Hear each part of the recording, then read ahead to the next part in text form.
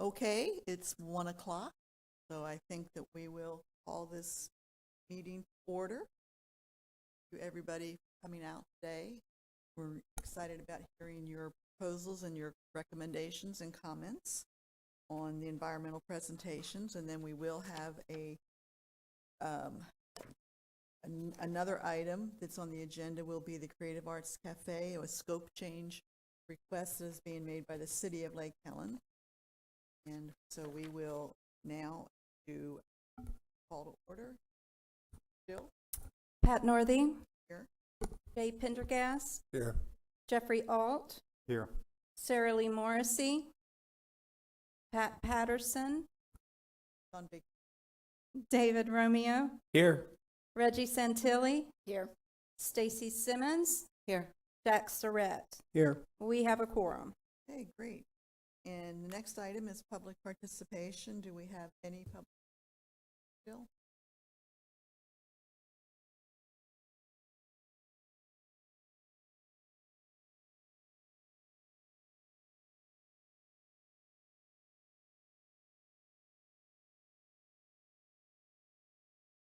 So that everybody understands the process for this part of the agenda, we are going to hear the presentations.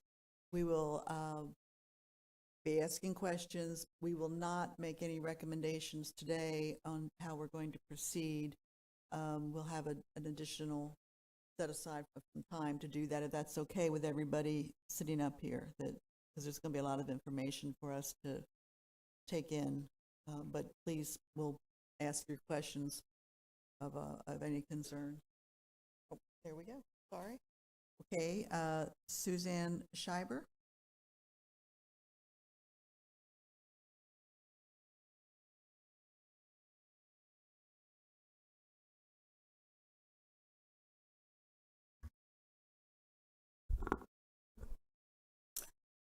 Hello, I'm Suzanne Schreiber, representing Dream Green Volusia.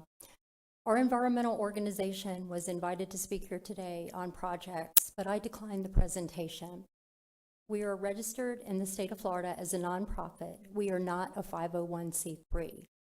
We are run on volunteers and do not pay ourselves.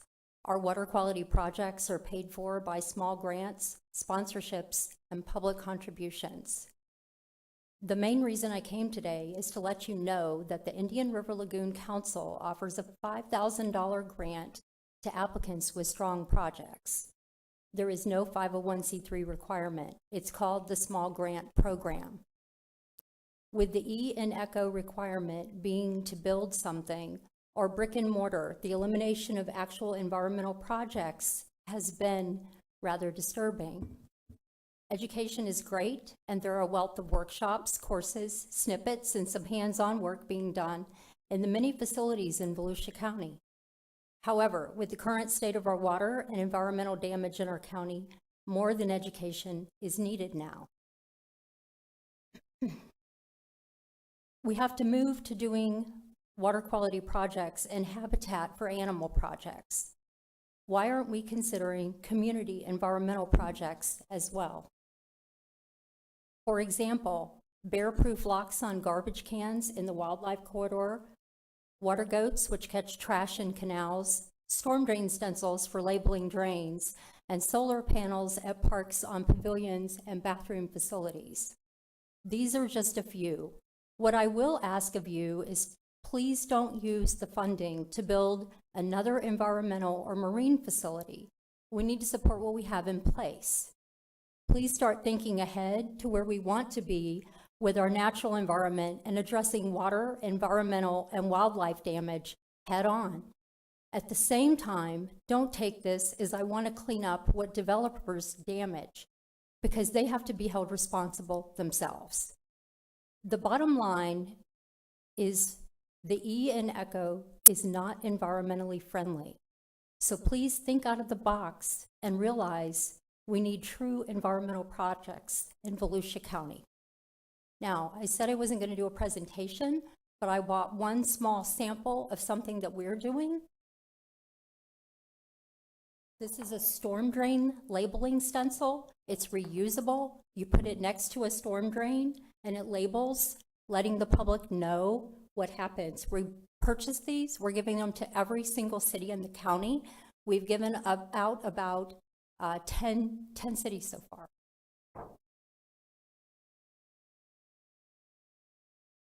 Thank you for your time. Thank you. Other, please, public participation. Move to approval of the June 16th, 2020 minutes. Everybody have an opportunity to review those. Are there any changes or corrections to them? Not, they'll be filed as they are presented. We'll move to new business, and this is environmental presentations and comments. And first up, Volusia Soil and Water Conservation.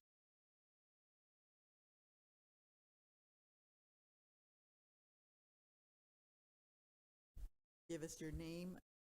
Do we need to do address for this? Don't we? Address as well? No?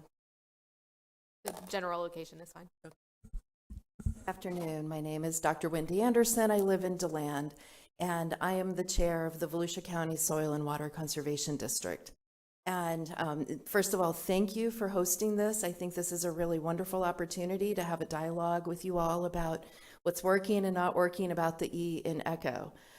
For starters, I just wanted to read to you, in case you aren't very familiar, with what the Soil and Water Conservation District is and does. We are an independent state agency made up of elected officials who are elected for the sole purpose of protecting the environment. So under Florida's 2016 Florida Statute 582, Section 2, the legislature further finds that to ensure the conservation of the state's farm, forest, and grazing lands, green spaces, recreational areas, and natural areas, and to conserve, protect, and use soil and water resources, it is necessary that appropriate land and water resource protection practices be implemented. Jumping down, the purpose of the Soil and Water Conservation Districts is to provide assistance, guidance, and education to landowners, land occupiers, the agricultural industry, and the general public in implementing land and water resource protection practices. The legislature intends for soil and water conservation districts to work in conjunction with federal, state, and local agencies in all matters that implement the provisions of this chapter. I had to read that because I don't have it memorized. So I don't know if we can go back to earlier slides. So the next one is fine. So a key theme from that is partnerships. The Volusia Soil and Water District does not have a budget. We don't receive any money from any other state or county entities. We exist solely on fundraising and grants. But we have a lot of outreach potential. So one of our big goals is to promote low impact development, native and Florida friendly landscaping solutions in urban areas. We partner with Volusia County, with St. Johns River Water Management District, with the local universities, with Riverside Conservancy. We partner with Volusia County Association for Responsible Development. Anybody we can find to partner with, we partner to try to educate and advocate for better stormwater management. Obviously, that's related to nutrient pollution control, recharging the aquifer, and protecting biodiversity. We target developers, HOAs, county and city governments. What we would really like is some demonstration areas. When we talk to VCARD and their membership, landowners and developers, what we hear from them is that they don't see any examples around the county. Like, could you just point to something so we know what it looks like and how it works? We have a project right now with VCARD where we're developing a catalog, an actual physical and digital catalog to actually feature places around the county where low impact development elements can be seen, and who owns the land, who is the developer, the architect, the engineer, how does it work, how, have they monitored it? But to actually establish on public land an LID demonstration area that could be funded by ECHO could be really exciting. I've griped a little bit to the county council about how they have a couple new beach parking lots and totally missed the opportunity on the beach parking lots to make those parking lots LID demonstration sites. Like, you missed it. So anyway, those are the kinds of things we would like to see happen. Can we go to the next slide? do I control that? Okay, got it. So we also are looking to partner with the Volusia County schools, with county and municipalities to add trees and other facilities around public retention ponds. You know, these retention ponds in many cases are just ugly. They're ugly and they're not functioning the way they're supposed to function. We would love to see, again, demonstration areas to show how green infrastructure around stormwater ponds, by adding trees, adding littoral shelf vegetation, and maybe adding trails around these public ponds could add benefits to the communities. And again, have signage and education opportunities with that. Another thing is, because, you know, first and foremost, according to the state legislature these days, we're supposed to be promoting agriculture. We would love to support and partner on some community gardens. I know my time is running short. We would love to see some more. Wendy, you're good. Keep going. Okay, some more community gardens, school gardens. Duval County's Soil and Water Conservation District did this thing in the bottom right corner where it's actually in a public space, a community garden that that actually shows how people can grow their own food in an environmentally friendly way. We do a whole lot of things with other federal and state agencies on rural land protection. I'll skip over that and just end with our challenges. The Soil and Water Conservation District owns no land. We have to partnership. We have no paid staff. We're all volunteers, unpaid volunteers. And we are elected, which means every 2 years we're changing out. And so the turnover of elected supervisors makes it really hard with the ECHO reporting requirements, you know, the 20-year requirements to, you know, to sort of carry that forward. Sometimes it's really hard for people who weren't involved in the project at the front end to do the reporting at those marks along the way. So that's where we're coming from, the things that we are aiming to do, and hope that maybe in the future we can find opportunities to seek ECHO funding. Okay, very Thanks. good. Let me just sit there. Let me see if there's any questions. Okay, go ahead. Thank you very much for the presentation. A lot of work seems to be going into that board. My question to you would be, if you had a budget or had some funding, what would you spend it on? That's a great question. So it depends on how much we had, and again, those. Say $40,000. What would Okay, you spend if I had it on? $40,000, I think the first thing I would do would be a low impact development demonstration area. Yeah, and but again, in partnership with a public entity that actually owned land where we could show it off.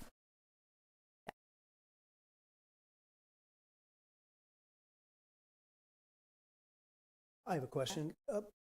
It seems to me, since you're kind of dependent on others, on partners of some sort, that you could be the facilitator of these plans. Mm-hmm. And so it may be your role is not so much directly with ECHO as much as it is addressing it with the city or with the county or whoever it may be, whatever entity it is, and then saying, hey, here's a project that makes sense to you and to the city, Mm-hmm. and it may be the city that comes to us. Or the other way. I see you as more of a facilitator than a direct inquiry to an ECHO grant. But I think you're right there. You're right in the middle of it, and we're interested in developing these ecological projects. Right. So it could be you're important to our development.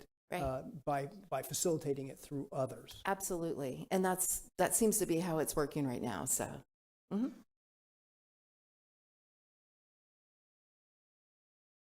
No other questions? Thank you very much for the presentation. Oh, one more. I'm sorry, David. That's all right.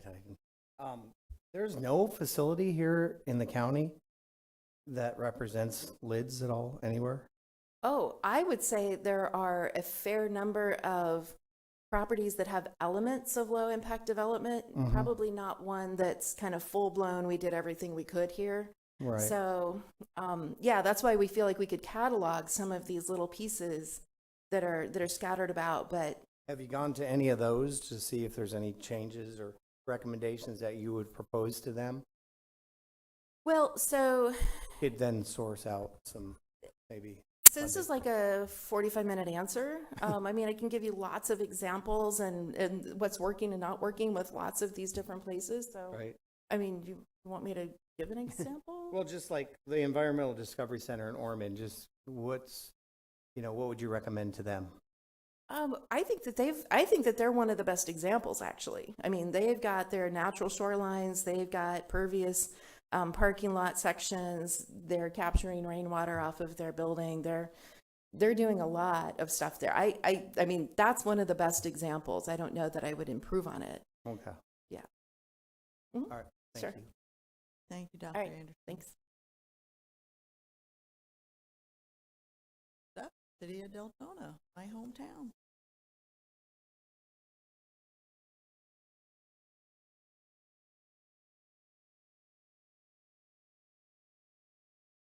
Good afternoon, ladies and gentlemen. My name is Jerry Mays. I'm the Economic Development and Ecological Tourism Sustainability Manager for the City of Deltona. What a Does that all title. fit on one business card, by the way, Jerry? 10 times fast. What I came to speak to you about today is a project that is somewhat dear to the hearts of a lot of folks in Deltona and those who come to Deltona. It is titled Lake Water Quality, and it's an environmental recommendation with a potential resolution. And I'm hitting the right. Okay. Okay, still hoping I hit the right. There you go. All right. Deltona is not an old city. Construction started in Deltona in the 1960s. In 1995, we incorporated, so we are a young city. Part of the issue we had that in the 1960s, when the developer were developing Deltona, we had nice, free-flowing lakes connecting one to the other. The developers tended to put roads across the lakes on causeways. That normally works fairly well, except the drainage under the roads was very small. This presented an issue. When we have high water, we have oftentimes flooding on one side of the road. The other side of the road, because there's not enough flowage, oftentimes looks like a mud flat. So this is one of the problems that we have in Deltona. Again, lake overflow and flooding or dry, overgrown lake beds. And you can drive through Deltona and see the dead pine trees in the lakes, one after another after another. It's a common sight, and it's not only for Deltona. Lake water no longer lake water no longer flows freely. It's almost as bad as my title. Okay, from one lake to another. Okay, the causeways are undersized. They act as a dam with an overflow spillway in many cases. It just doesn't flow. And the lower lakes and the upper lakes and many of these areas are connected by canals now that have become overgrown, need to be reworked. The correction is large culverts. You've seen them over toward the beach side. It allows water to flow freely underneath the roads, and the cleaning of the culverts at a regular time frame, and the cleaning and dredging of canals on a regular time frame. There is an aspect of economic development to this. In fact, everything I do has an aspect of economic development to it. Deltona has over 25 miles in the Lake Butler chain of lakes Blue Ways Trail. This is internal lakes within the city of Deltona, and this is a picture of the map I use showing where we are proposing to put the culverts, where we will need to dredge out and repair the canals. We currently have developed 3 landings. We are preparing to do signage within the lakes themselves, both for directional wayfinding and for emergencies. We're working with our fire department, and they will, at each sign, have the GPS coordinates for that. Someone calls in 911. What's your emergency? I'm having something, this, that, or the other. Where are you? I'm on the kayak trail at sign number 34. They know exactly where that is. They already know what it's going to take to get to that person to render first aid. So it's a safety item. We are improving the water flow from one lake to another. Again, originally these lakes all flowed together all the way to the St. Johns River, Lake Bethel into St. Johns. So this is the Lake Water Quality Improvement Project. It also affects economic development. We have many potential partners. I've listed some of them here that came to my mind very, very quickly. The two favorites, of course, on the very bottom there. The city of Deltona comes forward and approaches many different groups to share funds with us on projects. We have gone to ECHO many times. I myself have several, 5 ecological nature parks within the city of Deltona. Land that is conserved, green land. We put in a nature trail, mulched and maintained, a semi-permeable parking place. Again, the handicap has to be concrete. We put in the trails, the educational signs, and this land is all of them will be formally overlaid in 2023 with conservation. So this is something that will always be there for the people of Deltona and for the visitors to the city of Deltona. Okay. Let me see if there's any questions. We'll start down with David. Sarah Lee? Hi, Jerry. I just need to clarify, can a person today canoe and or kayak on this trail? Absolutely. We have 3 landings. We have one at Festival Park, we have one at Lake Butler Park, and we have one at DuPont Park. So today, you can go from point A through to however many points there are on the lake. Are there periods of time where you cannot do that? There may be in the future if we hit one of these 10-year droughts, something along that line. But we're out of that period right now, and hopefully will be for quite a while. Otherwise, we'll be watching the pine trees grow in the lake beds again. But, Shirley, in answering your question, right now, what we're hoping is with these improvements, we will be able to alleviate the problem so that it will be open all the time, free-flowing.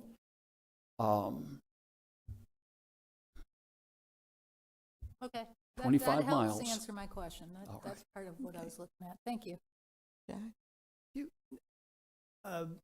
The program, where are you exactly in the stage of doing this development of enlarging the culverts? Where are you right now? At what stage are you? And what I'm doing is leading to the question of why we haven't had a presentation from the city of Deltona saying, hey, this is an environmental project we'd like you to participate in. All right. The city of Deltona has made many presentations on ecological projects. We've developed many nature parks and other things like this. The reason for this one, each of those culverts cost $1 million. You have to tear the road up, close the road, put the culvert in, and build the road back. It's not cheap, which environmental projects are not cheap. And this is one of the major items that ECHO hasn't truly addressed, because these programs need to be phased in. You have one year, another the next year. We've got 7 of these culverts. Right now, we've got portages where people had to carry their canoes and kayaks across the roads. All right, sorry, that's dangerous. But right now, and I understand the reasoning for it, ECHO looks and says, okay, you can only have 2 projects open. A project like this has to be open and ongoing. You have annual plans to get done that year, which is one culvert. The next year, sure, it can be updated because prices change for one thing. The next year, you have another culvert. Over a 7-year or 5-year, call it 5-year plan, you have one, then another, and another. Otherwise, a city, even the county, won't take on a project like this because there's no guarantee we will have that partnership ongoing year after year after year to develop this. Thanks. Yes, sir. Has the city planned on setting aside any money to help with this project? Yes, ma'am. The city, again, the city's always a 50% contributor in all of our ECHO projects. Many of the other projects that we do, which aren't necessarily ECHO projects, especially on water improvement, that type of thing, the city's doing one right now down on Lakeshore Drive, which this will be something else we will be approaching ECHO on for one of the large grants, and that's redoing the Lakeshore Ecological Village, the Eco Village. Right now we're doing what we call the straw. It's a freshwater intake. We take water out of the St. Johns River and pump it 2 miles north to our Alexander RIB facility, Rapid Infiltration Basin. And we pump it out onto the ground, and it percolates through the ground into the limestone, and sometime in the future, 10, 15, 20 years, that water will be coming up at Blue Springs, because that's the basin we're feeding into. It's roughly a $10 million project. And yes, the city's a contributor, major contributor to that project also. So you budget money every year? We into the budget general money fund? every year, but we need a partner. Right. And this is, again, a list of some of those we would approach in addition to ECHO. But it has to be for a year after year after year. Nobody's willing to put up the $7, $8, $9 million that it's going to take for this project at this point.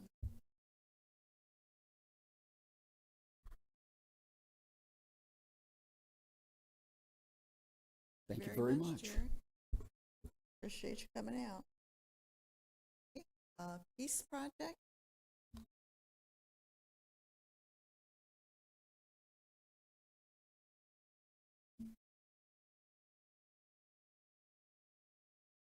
Hello, everyone. How are you today? Bye. My name is Sharika Morris, but all my friends call me Shy.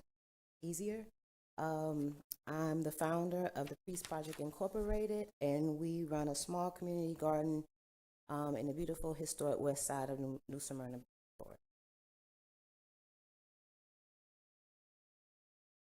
So I'm here today to present a project that can help inspire the next generation of environmentalists. We're established as a nonprofit organization to help create safe space for the community to learn about the environment, community historic preservation, access to art programs, and justice for housing inequality.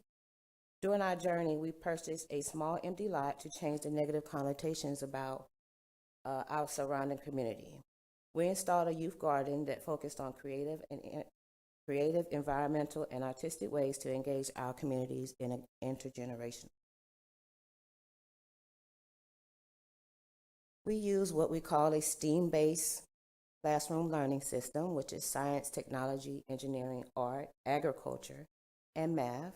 We partner with area organizations to provide youth with an early opportunity to be engaged in saving our beautiful environments by growing great food. This is one of our engineering projects that we built. His name is Sonny, and he's our scarecrow. He's a community favorite.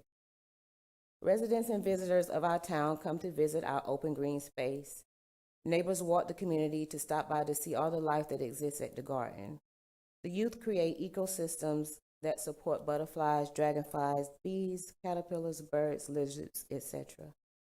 in a community that's used to litter and abandoned structures. They created an edible garden space so the surrounding community can experience the cycle and labor of love it takes to grow real food. We offer public engagement about fertilizers, natural landscapes, easy ways to compost, seed saving, food sharing, small container gardening at home, and community building by installing pollination stations at partnering organizations.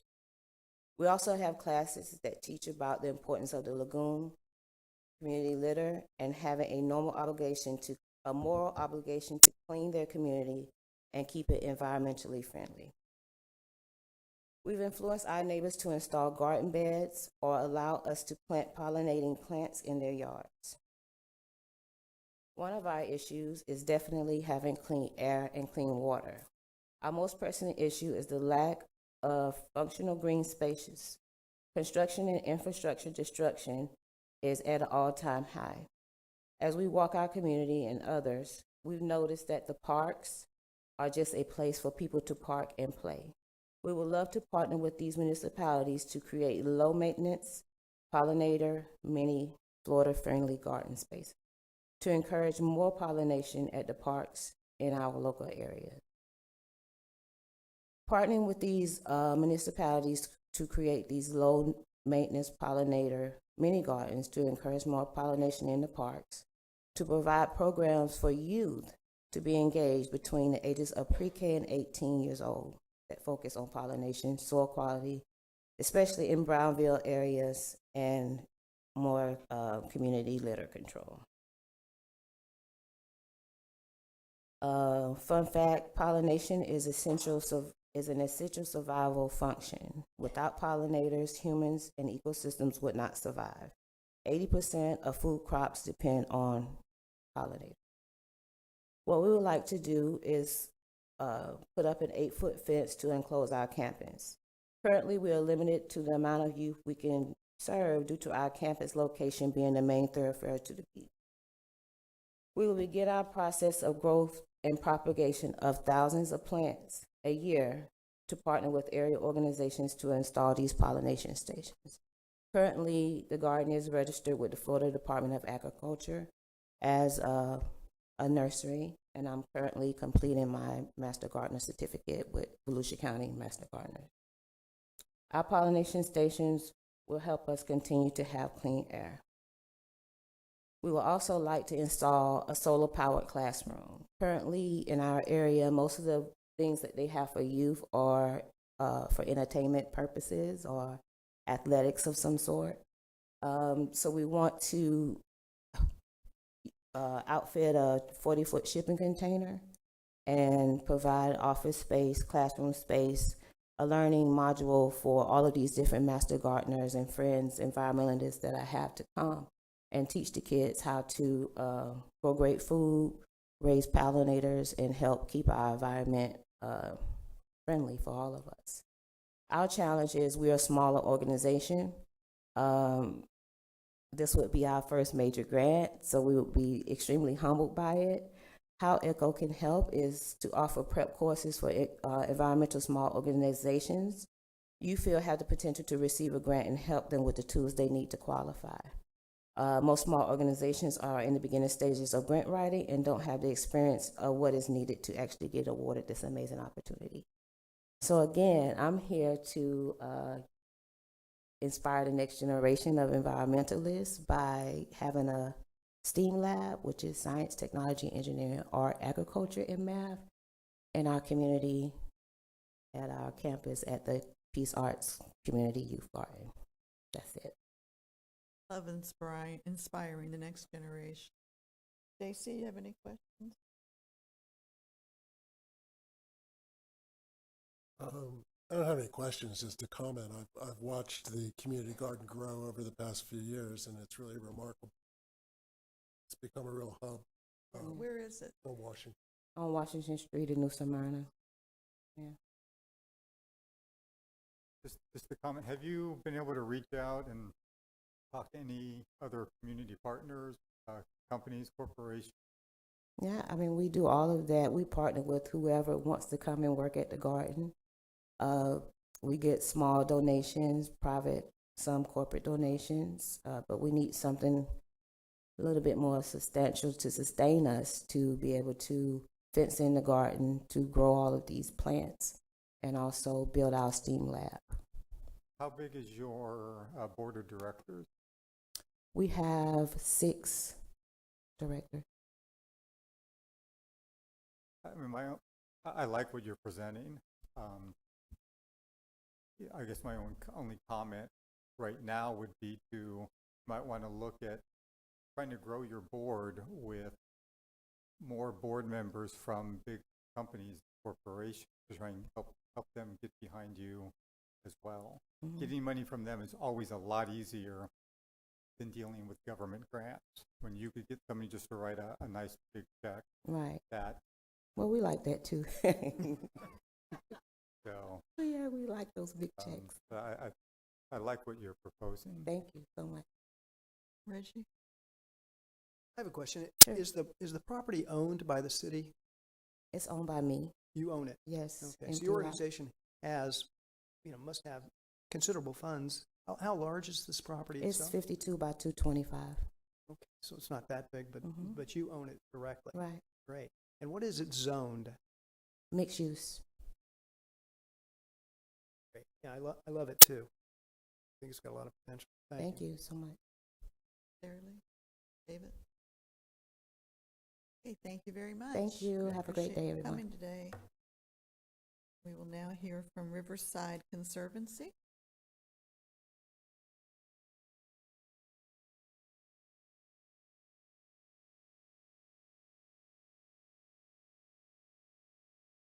Hello, everybody. My name is Luma Medina, and I'm an intern at Riverside Conservancy. I'm also joined by Dr. Greg Wilson, who is our Chief Scientific Officer and one of the founding board members at Riverside. I'm filling in for Kelly McGee, who is our Executive Director. She's unable to make it today, sends her regards to the committee, and thank you so much for having us here today.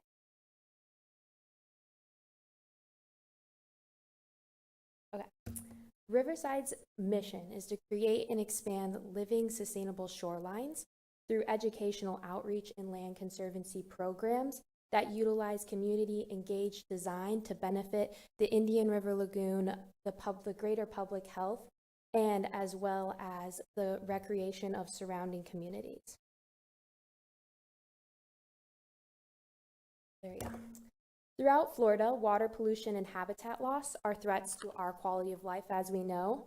The ECHO program has already began to meet the needs of vibrant and resilient communities through combating stormwater pollution, increasing coastal resource stewardship opportunities, and providing special places and living classrooms to share the benefits of living shorelines for years to come. This past year, ECHO gave a grant to Riverside that helps us restore a living shoreline, build an ADA kayak launch, as well as an outdoor classroom. This year, Riverside will plant 1 mile of living shoreline, and in the following 4 years, we will conserve more than 100 acres of estuarine property, create hundreds of oyster reef breaks, and create a supply chain for living shoreline restoration. I'd like to highlight that the first picture are those oyster reef breaks that we partnered with the University of Kansas Architecture with, and created these cement molds that help oysters grow, which filter thousands of gallons of water a day, which is really beneficial to the ecosystem of the Indian River Lagoon. The second photo are round cement molds that we use to help break the waves and wakes of boats that pass through the Indian River Lagoon, which helps prevent shoreline erosion and maintains the ecosystem and the habitats. And then the third photo is what those oysters will look like when they start growing on those oyster breaks. These living shoreline projects are estimated to reduce nutrient pollution by 2%, and the associated educational activities can add another 6% reduction in the baseline anthropogenic load meaning human activity that causes pollution, for both nitrogen and phosphorus reduction throughout the water and river basin. So clean water is an extremely unifying issue. However, water pollution, flooding, shoreline erosion, and animal die-offs negatively affect Florida's natural resources, livelihoods, and the health of coastal and inland communities. Without aggressive investment in natural-based solutions, clean water, and healthy rivers, our quality of life will be outpaced by our pollution and habitat die-off. A simple policy of prioritizing these projects that serve ECHO's purpose and protect clean water could be a legacy of the Council and the ECHO Advisory Board. We are asking from ECHO and Volusia Forever to be used cooperatively to improve our water quality, which would promote community partnership, outreach, and educational opportunities, and sustainability. Riverside's recommendations were to allow the full purchase price or appraised value of land be used as cash match in the environmental category, and currently only a fraction of land value can be used as cash match, and add up to $50,000 for operations of environmental facilities and small projects per year with flexible in-kind match, and then create a small lot acquisition program for living shorelines. The goal would be to create a green space around aquatic preserves and springs. So there is already a small lot program established. We know that, and it could be used as a template for what we're proposing. And some examples that we have are that landowners donate a shoreline conservation easement to the county. ECHO could match with a $10,000 endowment for long-term maintenance. And then these types of solutions have added the benefit of minimizing flooding and then protecting upland areas from storm surges. So thank you again for letting us present. And if you have any questions, Chair Wilson is also here to help. Down with Stacy. Okay. Yeah. Did you say the University of Kansas was working with you on the oysters? Correct. I Yes. find that peculiar. Yeah, they came down. It was fun. Well, I must say, Jack, we do have several university partners, actually. The folks at the University of Kansas are very innovative, and they're the ones that came up with those reef walls you saw that look like they resemble red mangrove roots. Right. You put them on the seawalls, it creates a lot more surface area for the oysters. And we're also working closely, obviously, with Stetson, with Bethune-Cookman University, and we want to get these young people involved because obviously they're the future of the waterway and Riverside Conservancy, and so we're very excited about the project and our momentum and ECHO's support that we've had for it. Yeah, I enjoyed our trip there, visiting your facility. I was wondering, has there been any development relative to the dock that you were talking about potentially putting there, that was connected? Mm-hmm. That is part of our plan. As Luma was saying, thank you again for the ECHO grant to redo our living shoreline. And it will be a demonstration area, and connected to it will be the dock we're speaking of, as well as an ADA kayak launch and an outdoor classroom that we'll be using to educate folks further. Thank you. Shirley? Could you perhaps go into just a little bit more detail on the recommendation for adding up to $50,000 for operations of environmental facilities and small projects?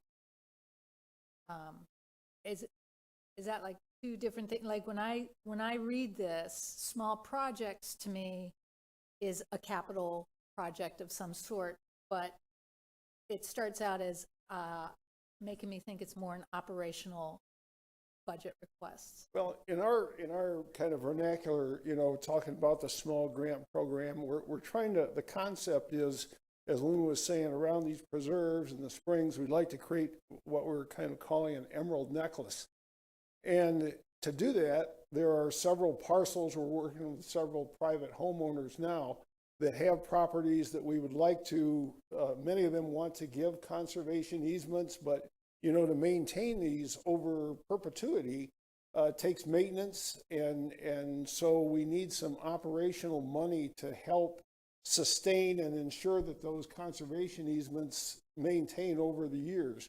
And so this money, the $10,000 or $50,000, it's to kind of support these ongoing efforts to create an ongoing chain of conservation easements that help benefit the waterways. Okay, so if I considered that, if I took the word operation out, but more for the long-term maintenance of a project. That's in terms of the conservation easements, yes, it's mostly maintenance, but there are other operational aspects to restoring these shorelines and then maintaining them. David?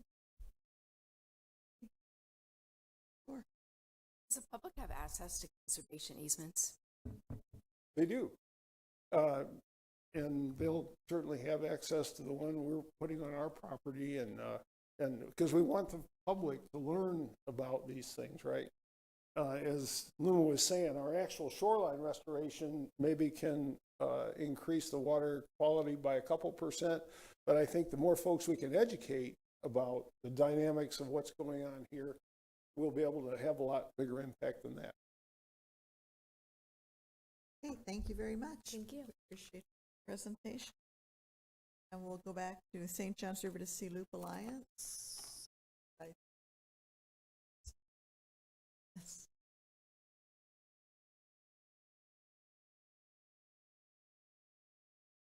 Thank you. I am wearing two hats today. Yes, so Dr. Wendy Anderson, I live in DeLand, and I'm on the board of directors for the St. John's River to Sea Loop Alliance. And I'm actually speaking on behalf of Maggie Ardito, who is our president and executive director, but she is out of town. So we wanted to, first of all, you can go to the next slide. Oh, wait, I've got that. Sorry.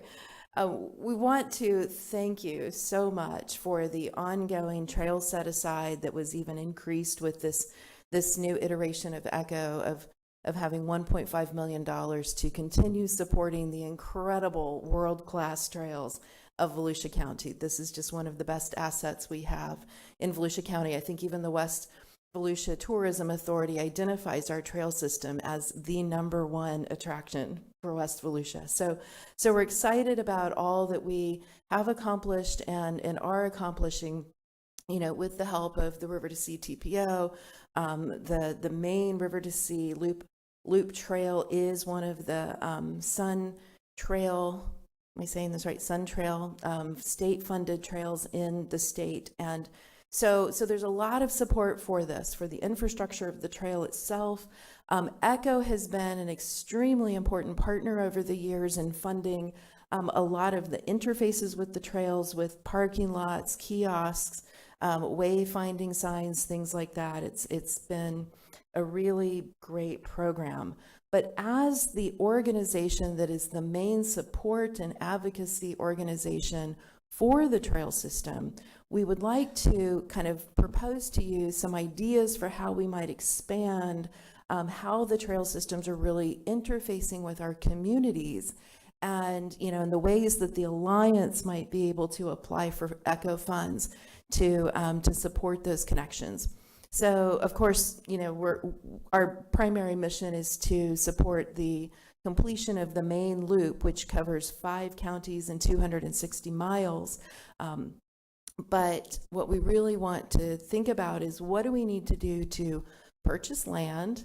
And again, ECHO, we understand, is not really about purchasing land, but there might be, some small land purchase options. We do need to construct more kiosks and rest areas with benches, or bike repair stations with a pump, or whatever, possibly a water supply that could support cyclists either on the main trail or as they're coming on spurs into our cities.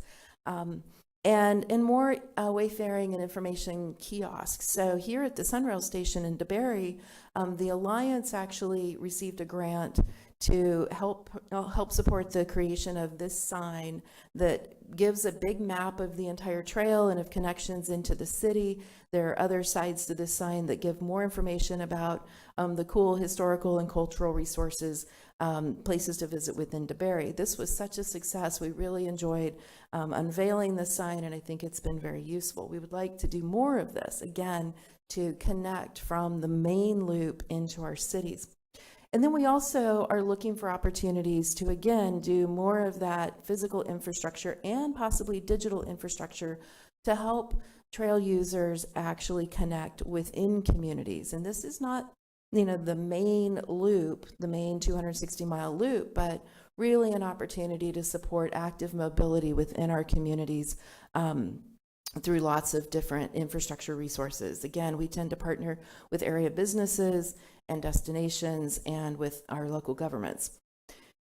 I wanted to focus just a little bit on what do we mean by infrastructure. And I think, when the U.S. Congress last year was debating over a big infrastructure bill, there was a lot of question about whether or not, the internet counts as infrastructure. And so we would like to argue that, in fact, having digital maps is maybe a really, really important part of the infrastructure for trail users.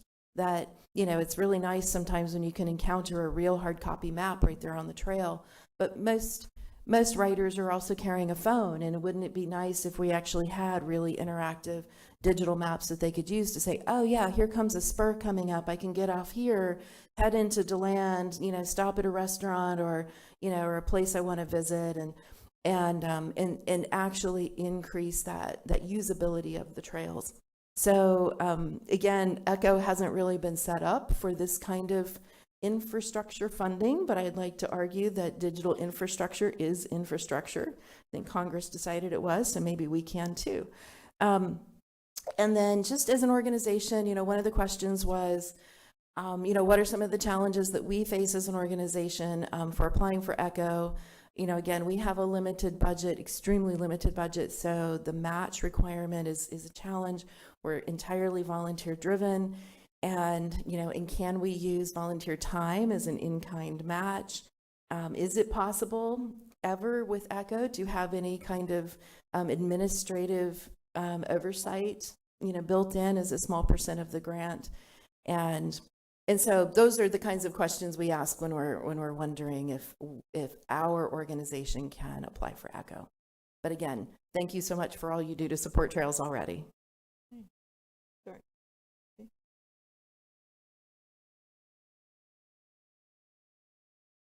Y'all good down there? No? David, you're waving your head no. Oh, okay. All right. Good. Thank you. Thank you. Okay, this brings us to Volusia County Environmental Management. Good afternoon, Katrina Locke. I'm the Sustainability and Resilience Manager with Volusia County Environmental Management. So you had a number of questions that we were asked as to participate in the presentations today.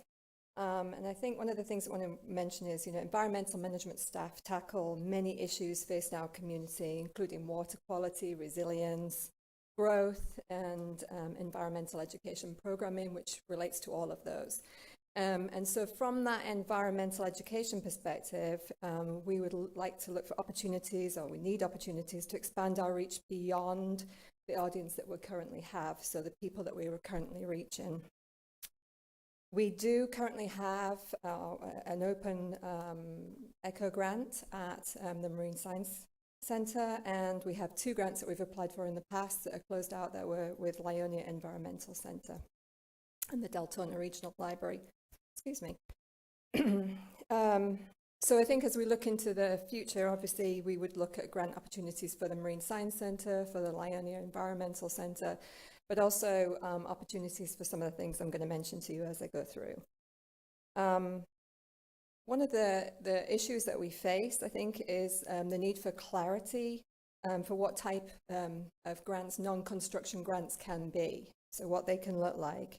We know ECHO funded a garden at the Extension Office, but then just some kind of guidelines on what other grant projects could be that are non-construction type projects. What changes or recommendations for program improvements should the ECHO Advisory Committee explore as we move forwards? So it's already been mentioned that we're limited to 3 open grant applications at one time, and as you know, Volusia County has a number of grants that are open right now, or 2 actually. So when we're looking at positive impacts on the environment, one thing that we do know is that it's better to act now rather than later.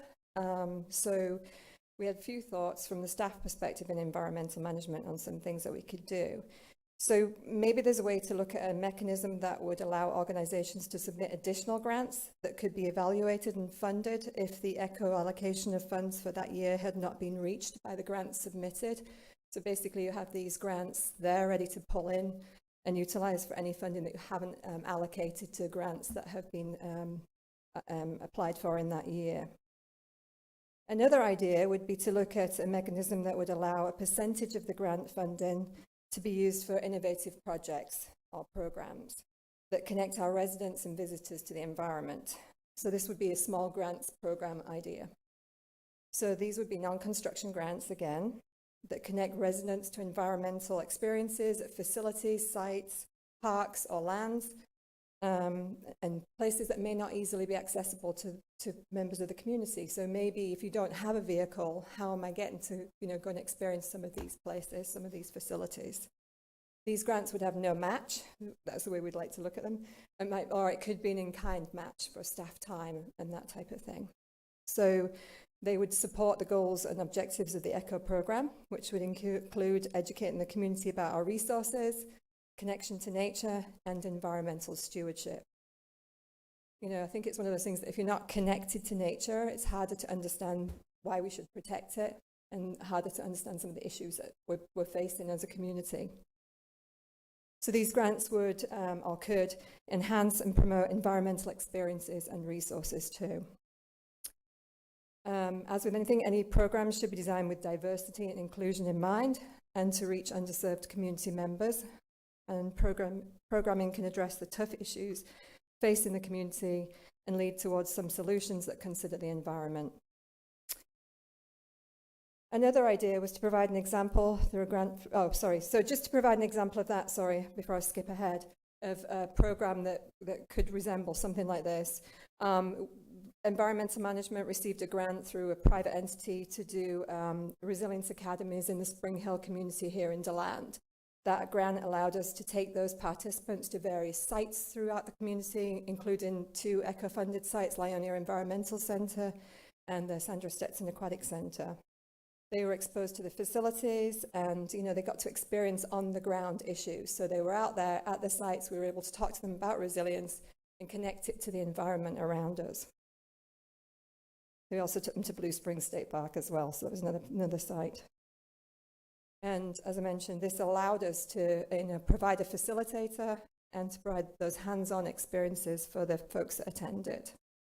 Another example could be providing classes on kayaking or something along those lines that we, to get people who haven't done that before out onto the water to experience those sides of Volusia County.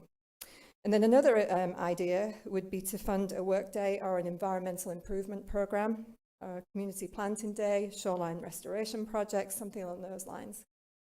So that's it. And can you make that available, what you're reading from available to us? Yes, of course. When we go for discussion? Yeah. Okay, Yeah. thank you. Yeah, you're welcome. Good seeing you. Great. Hey, any questions? Start down. David, questions? Oh, okay. All right, lovely. Thank you. Thank you. We will go to Volusia County Land Management.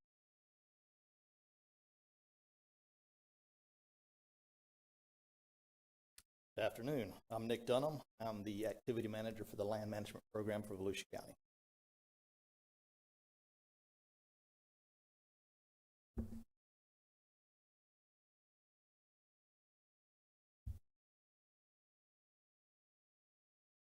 All right, finally got it going.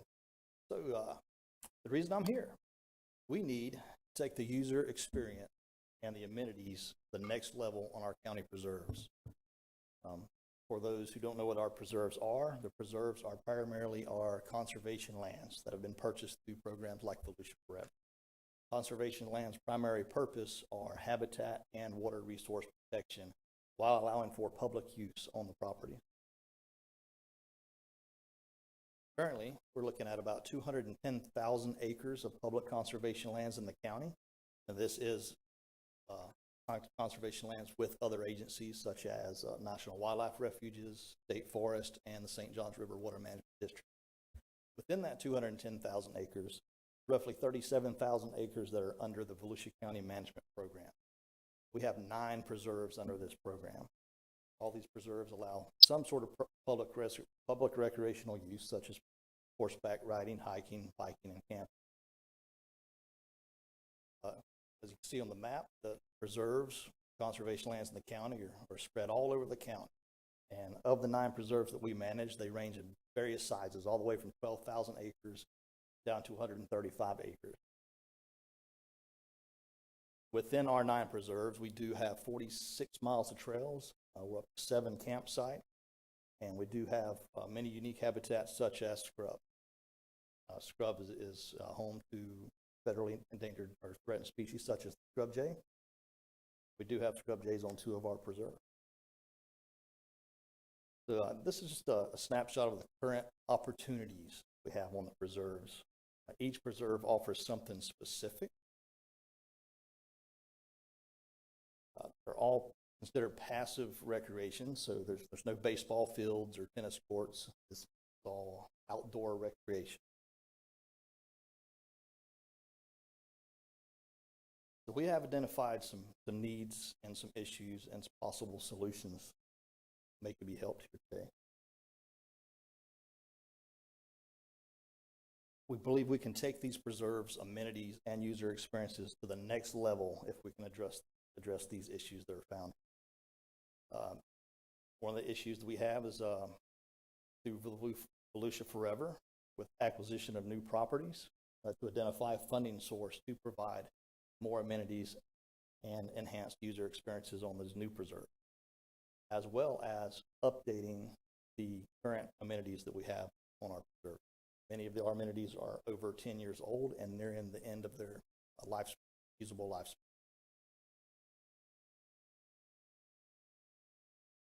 So what would that look like? So here's some examples of some things that could be done that we currently don't have very many of. We have 1 kayak launch on the preserves that we have. We have 5 preserves with waterfront access. So amenities like kayak launches, watering stations, fishing dock. The one on the top left is a camping shelter. Some more examples on the educational side of it is educational kiosk about the preserves, about the habitat, about the type of management that's done in the habitat.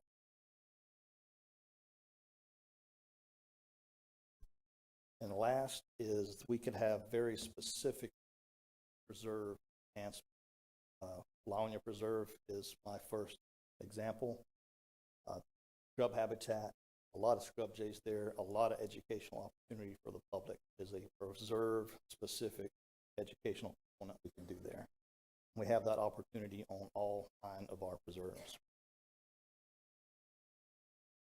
So last is a chart of the improvements that we have came up with that we believe will enhance the user experience on these preserves. As we mentioned before, educational kiosks are one of the main things we can do out there, as well as improved water access.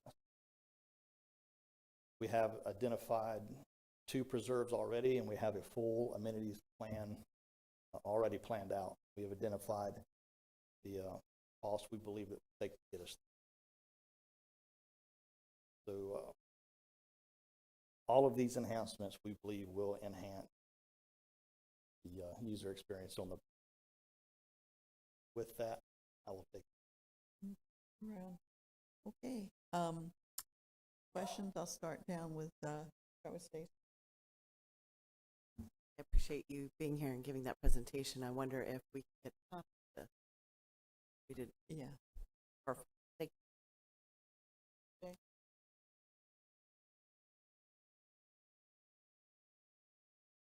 Yes, it's just a comment. The county could write a grant at any time for anything that you discussed. So I'm not really sure. That's my comment. So, I mean, you already have access to the funds as long as the county writes a grant or through direct expenditure. So I'm interested in reading through this again, but there's already a path to use extra funds. So I will, if I may, so I'll comment on that. So at land management, they don't, and that's why he's here. So that land management is run on a 15% set aside from Volusia Forever. And that's $1.2 million that's used to manage the 38,000 acres. So the history is that we have acquired properties and did the best we could to provide some of these things with the limited amount of funds that are used. to operate land management that does not have a general fund contribution to manage the land.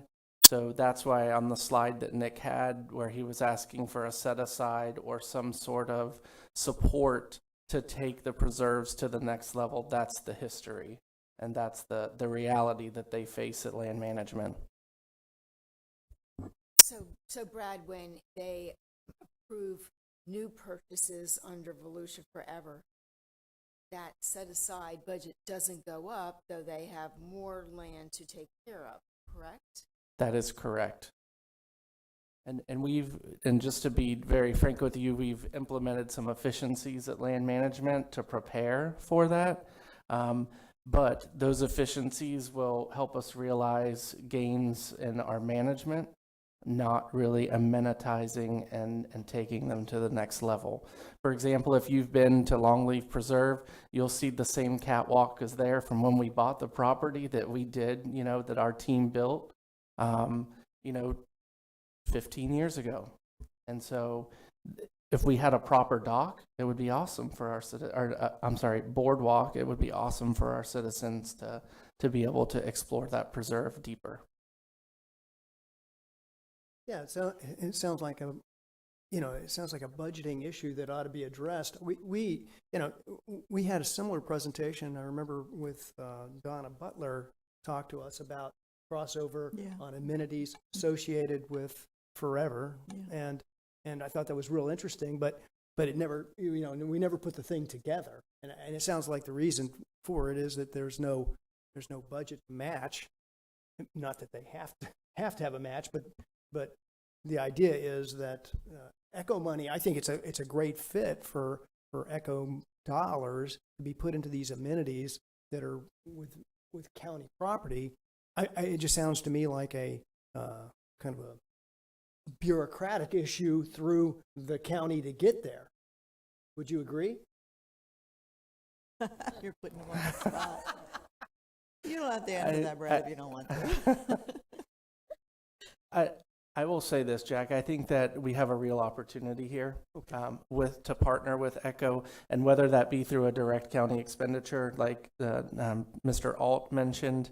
I wanted and I asked Nick to come here to plant the seed so we can start this discussion. Good. Well, thanks. Great. Okay. Anything else down that end of the table? Okay. If not, thank you very much, Nick. We appreciate it.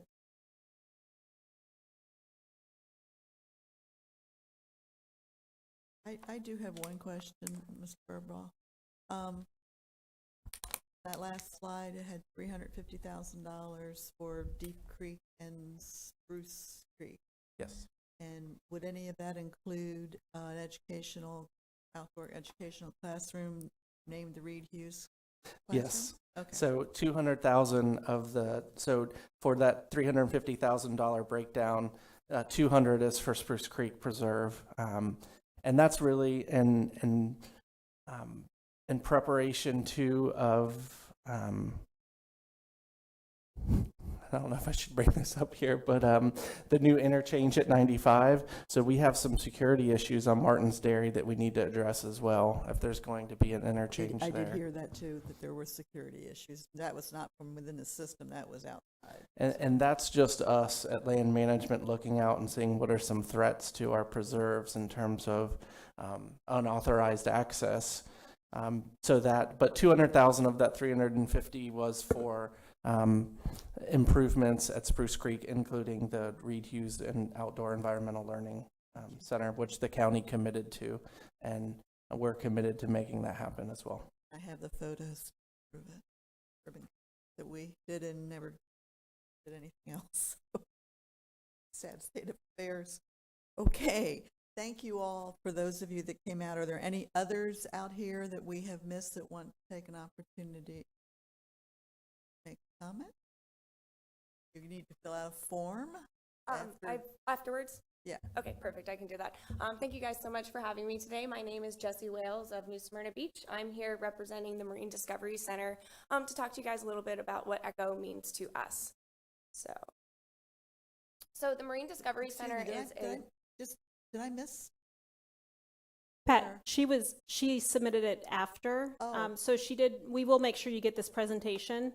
But yes, so she was after. She was in the others portion of the meeting. Okay, that's not on my agenda at all. I don't have Marine Discovery Center on my agenda.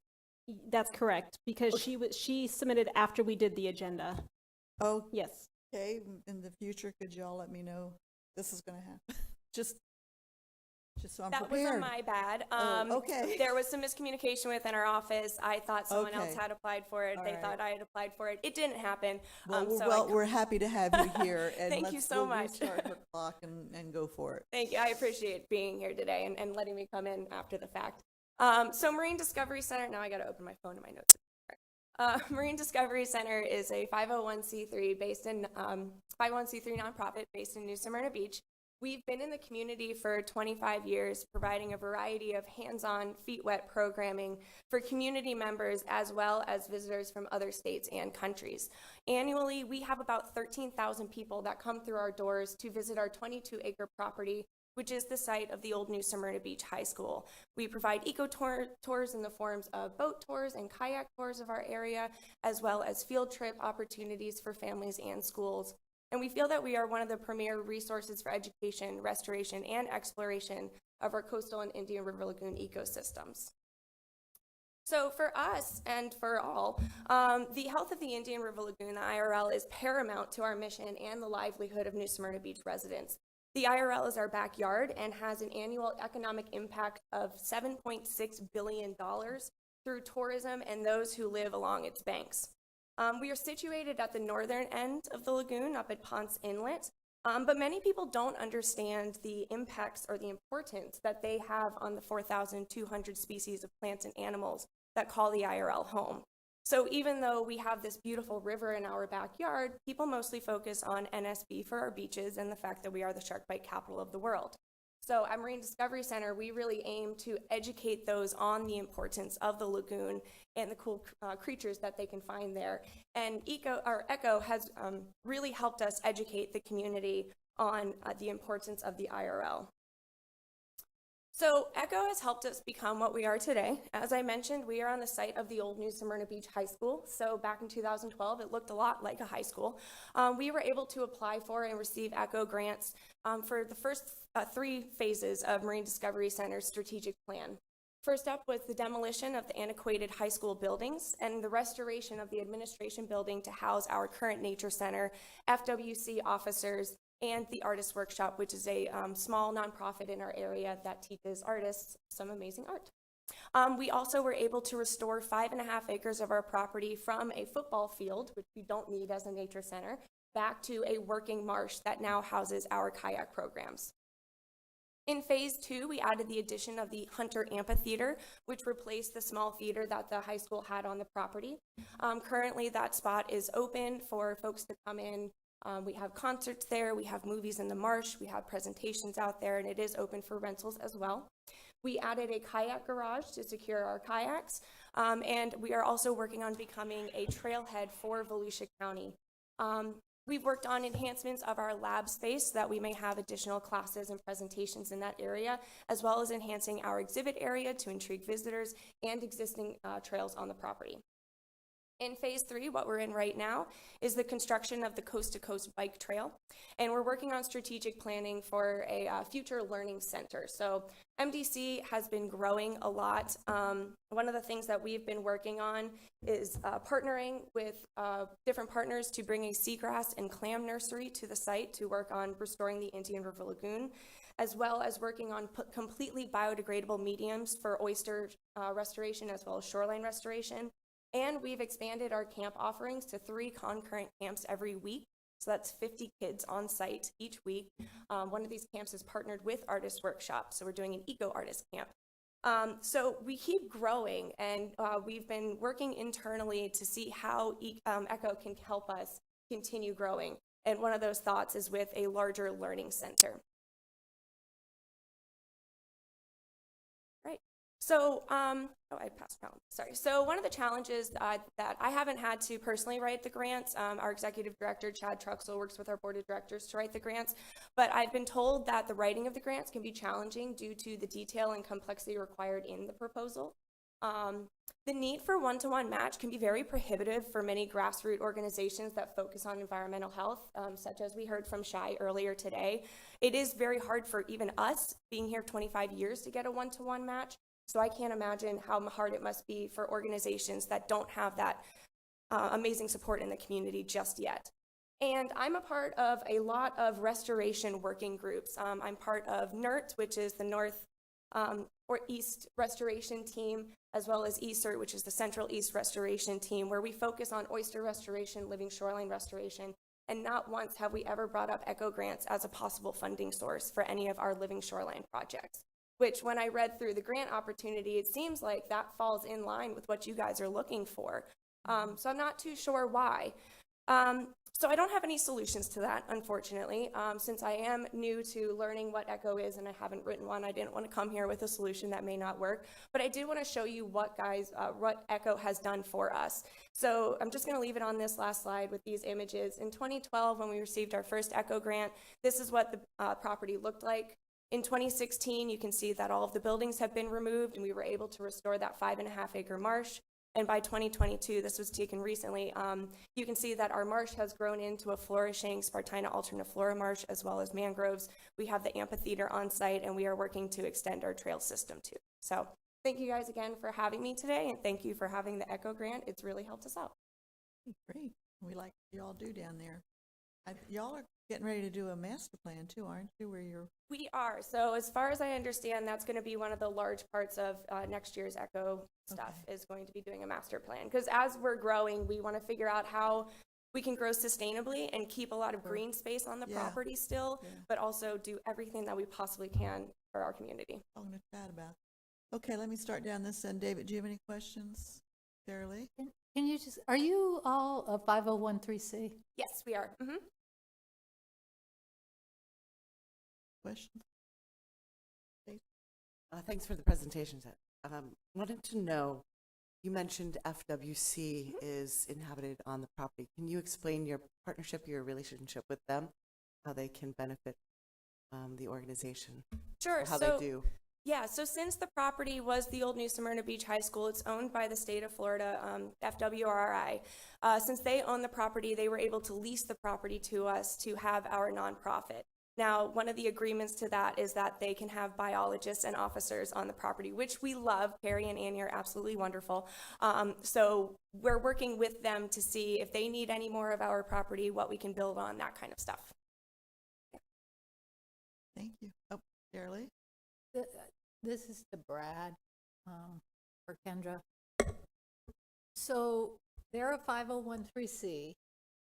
And did we not amend our rules about matches? Because one of the comments in her presentation is about the one-to-one is onerous. So could you remind me, did we do something that addresses that? We did, and I believe so. It's tiered, and so over 500,000 and income or operations a year would put them at that $1 to $1 match. And then we have some adjustments as the nonprofit's size gets smaller. So, from $250 to $499, I believe that then we're asking them to bring 30% cash of their 50% match. And then it goes even down to 20% for our really small nonprofits. So there are other ways, and to answer Dr. Anderson's question, they certainly can use volunteer time dedicated to that specific project, not to the organization as match. Do you know the hourly rate for volunteer time? So we use the hourly rate from, there's a national organization that does it. I believe right now it's at $17.78, but we can certainly get that information to share with you. I don't see any other questions. Thank you so much. Thank you. And I understand City of DeBerry wants to present as well. Down. Thank you so much, Sherry Simmons. Economic Development Communications and Government Affairs Director with the City of DeBarry. I misunderstood the homework assignment. I thought this was going to be a roundtable, so I was not as prepared. But what I would like to show you is we're working closely with Volusia Forever, and we're hoping to acquire this property. I know, Ms. Northey, you've been out on the property as well as some other folks. This is a unique piece of property, and that once we do acquire it, we would come to ECHO.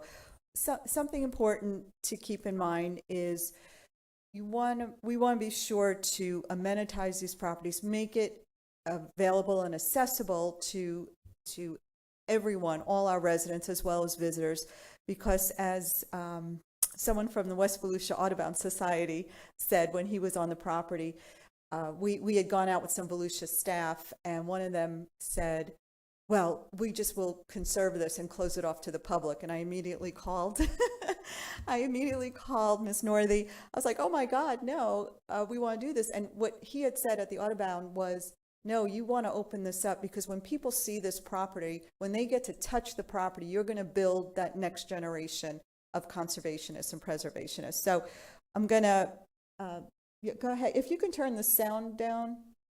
So, because I don't want to waste everyone's time on the sound, but I don't know if you can make it quiet. So this is a wonderful video that we put together called Imagine. This is the property, and we want you to imagine what could be on the property. We intend to, so there's a 2-mile berm going around it that would need to be amenitized. We would put a pervious boardwalk or some other kind of pervious material to make a bike path that's going to connect to the other trails in the city. The city is home to the trail hub for the 3 major Central Florida trails. We require developers, when they come in and build homes, to build connecting trails so that every home in DeBarry has access to the trail system. This property, if we do not acquire it, it is slated for 64 homes. So keep that in mind. And the city has been working passionately for 2.5 years. I'm sorry, I'm very passionate about this property to acquire it. So I hope you can see the beauty of this property and how important it is that we are able to amenitize it, so that, and that would include pervious parking lots, bike racks, the bike trail, and other resources. One of our partners on this project is the Aquatic Preserve Alliance of Central Florida. They want to have a DEP freshwater research and education center on the property. And I apologize, but I give this presentation, and I always say we want to build the next generation of Pat Northeys. So I'm not just sucking up. Pat, I know some of you have heard me say that in the past, because if people can get in there and help, can you imagine our school kids going to this freshwater research center and learning how to preserve the water and keep their community clean?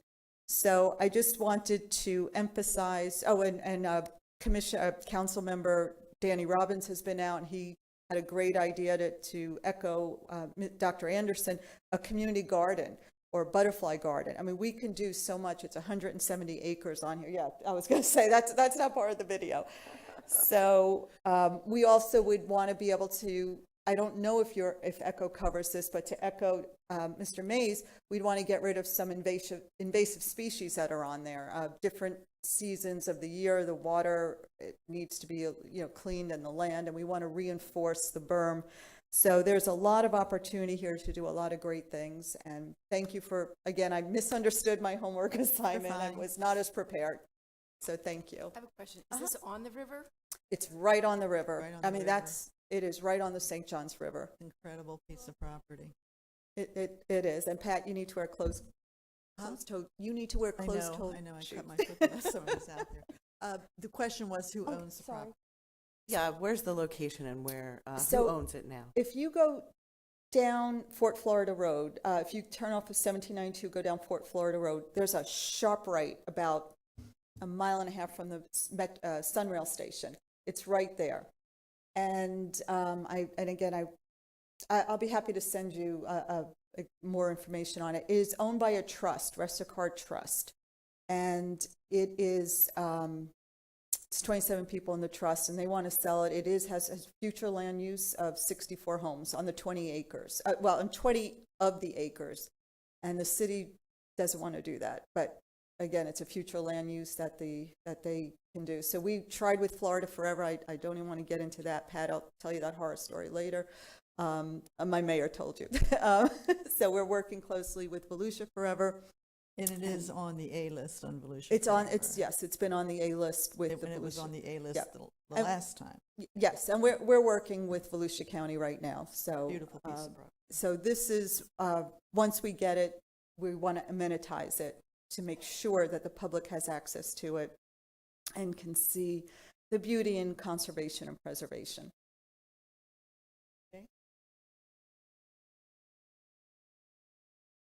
Thank you. If you want, let me know, ssimans@debarry.org if you want a map, if you need anything, okay? Thank you. Thanks so much. Thank you. Any others? Nope.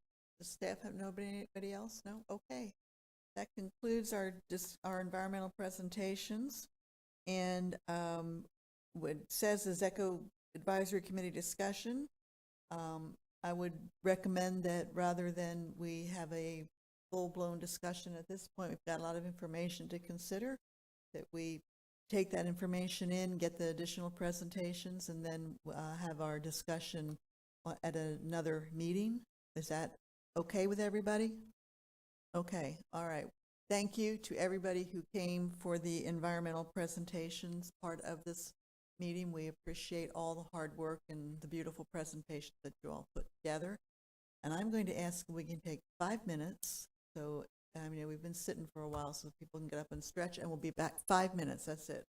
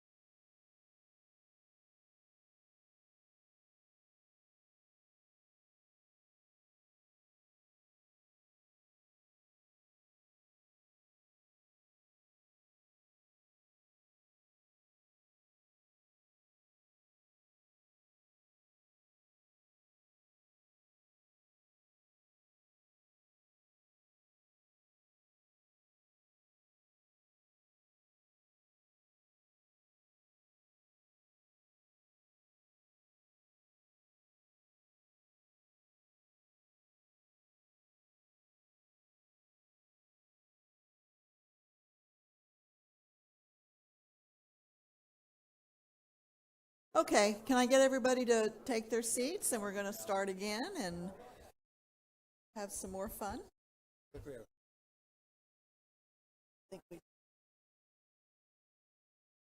There's- Okay, thank you all for allowing us to take that brief 5-minute break. Okay, we're going to move into the Creative Arts Cafe, City of Lake Helen, scope change request presentation. And with the committee's approval, we're going to do this. We'll have the presentation by the city. We will then have public participation by anybody who has signed up, and I've got a couple speakers now. And then we'll go to committee comment and recommendation. Does that work for everybody? We all good with that? Okay, so I have help. I know. My first speaker, yeah. He'll call you up when we need you. Your opening act. So just as we've done with the other projects that we've brought before you, wanted to give you a snapshot of the history on this grant. So as many of you know, you received our memo that we granted $156,000 in 2004 to the City of Lake Helen. The scope was accomplished and the grant was closed in 2009. There was a restrictive covenant on this property. It was kind of a restoration of a previous public works building into more of a the Creative Arts Cafe. So that restrictive covenant goes until 2044. In 2017, there was a revised scope that was approved by this board and the council, which allows for a history museum, which is 75%, and a restaurant cafe, which is 25%.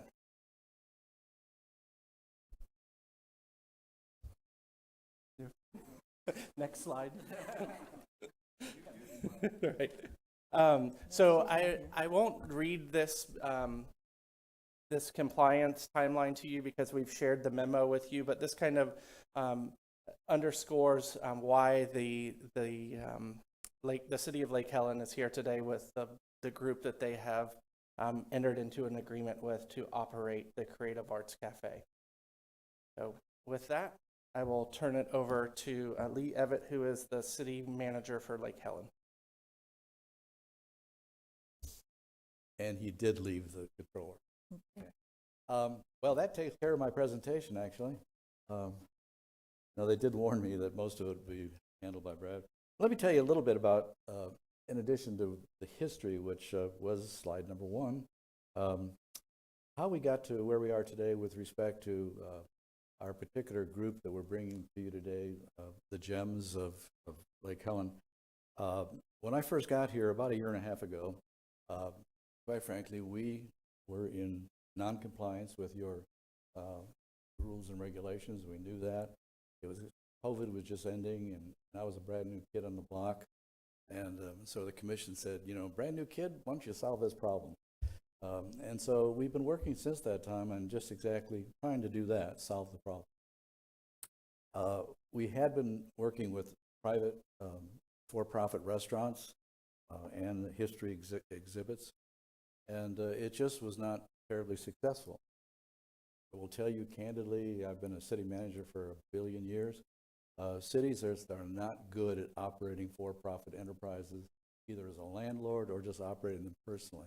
We're not wired that way. I mean, we take people's money and just do fun things with it. So being a business and having customers and satisfying, just not the things that we do. So I did suggest actually when I first heard the assignment of let's do another restaurant. I was then approached by very nice people from the Shoestring Theater. They had heard the fact that we were trying to come back into compliance, and they presented one of what would be 3 presentations to the commission. In my opinion, they were technically the most complete and best of the 3. But the commission then said, you know, we've got one, but let's be fair and open it up to everybody who may have an interest in using the building, which is a great building incident. And so we did advertise, and we did ask for other suggestions, other proposals. We received 2 additional, one from commercial venture in the city that wanted to do another cafe, restaurant situation, and then finally from the Gems. So to make it, again, an equal opportunity event, Commission opened up time on their agenda for 3 presentations and said, please tell us what you want to do with the building and how you want to do it, keeping in mind all the requirements that we needed to meet with the ECHO grant. And we did receive those presentations in October of last year. And with those October presentations, we then sat for 30 days and mulled them over, just as you're going to be doing with this presentation. And the commission came back, and I thought did a kind of an interesting thing. Rather than have a general discussion as you would in a public forum, and everybody talks about their pros and cons and et cetera, the mayor simply asked everybody to write down their choice, piece of paper. And so there wasn't a lot of feedback. We very strictly adhered to the open records law and the open sunshine law. And so there really was no conversation back and forth. And independently, each of the 5 commissioners came up with the very same recommendation. It was unanimous. The GEMS were going to do what the city felt was necessary and proper to do, and that is to have a community center, which is really what we started with, albeit for a certain age group. But in 2004, it was a community center for teens. And we had strayed from the arrow that we should have stayed with, but now we were coming back to it. And let me mention one thing, too, about why we're having a group come in to run a community center. Every city has a community center. They're all proud of them. They're almost exclusively operated by their parks and recreation departments, their professional paid staff. We just can't afford it, to be very blunt. We compare ourselves occasionally to the city of Ponce Inlet. And Ponce Inlet has a delightful staff. It's a beautiful city. But they have ad valorem tax revenue. This year, it's going to be about $6 million. This year, we're going to just, if we're lucky, cut through $1 million. That's it. So we really simply don't have the money to do the things other cities can do. But we want to do the same thing. So we want our citizens to have the same benefits and to have the same opportunities. So we had to reinvent the wheel. And that amounted to the GEMS being people who came together themselves. And we didn't round them up and put them in a room and said, okay, you're now the GEMS. They came to us. They self-organized. We want to help you. We want to be your staff. We want to do your organization. And who can turn down free help, right? Anyway, so we did ask them to come out and do that. They put together some really encouraging and delightful activities. You'll see from their presentation, if I shut up. And we are excited to be the landlord for them. We are still the group that is responsible to you. Commitment to you is what we want to try to straighten out. We know we're not in good graces. We want to get ourselves back in good graces. And so that's why we're here today. And we have brought with us again the GEMS. I wish I had a different name. That sounds strange, the GEMS. But anyway, nobody believes me on all that stuff.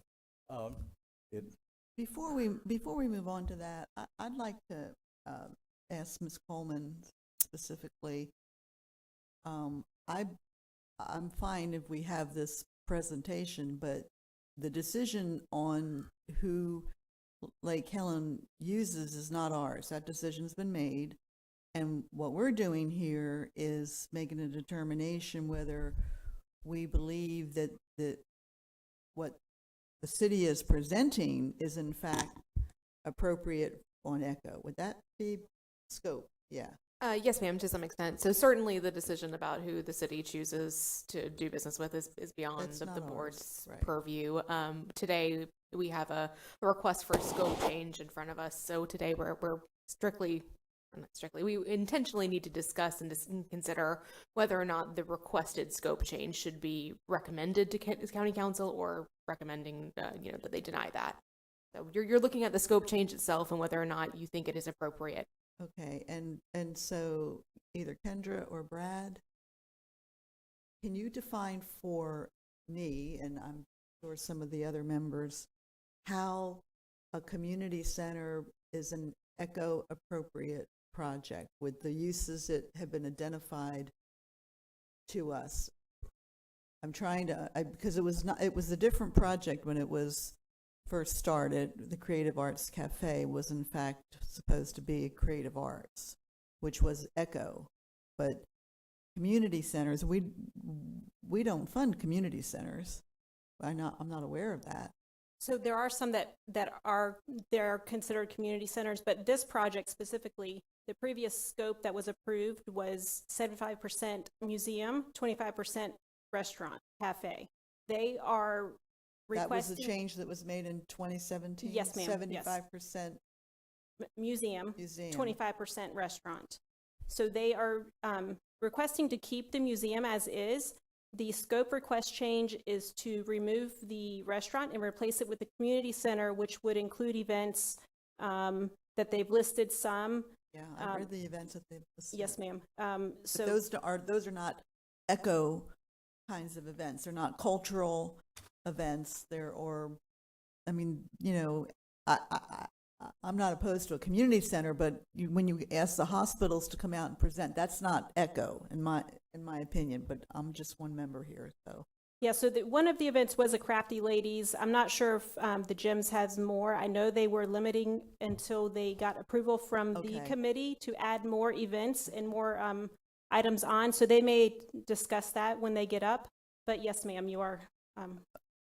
Okay, well then Lee, I have a question for you on the history Sure. part of it. You all have in your town center, your town hall, Correct. you have A history museum. history museum. Yes.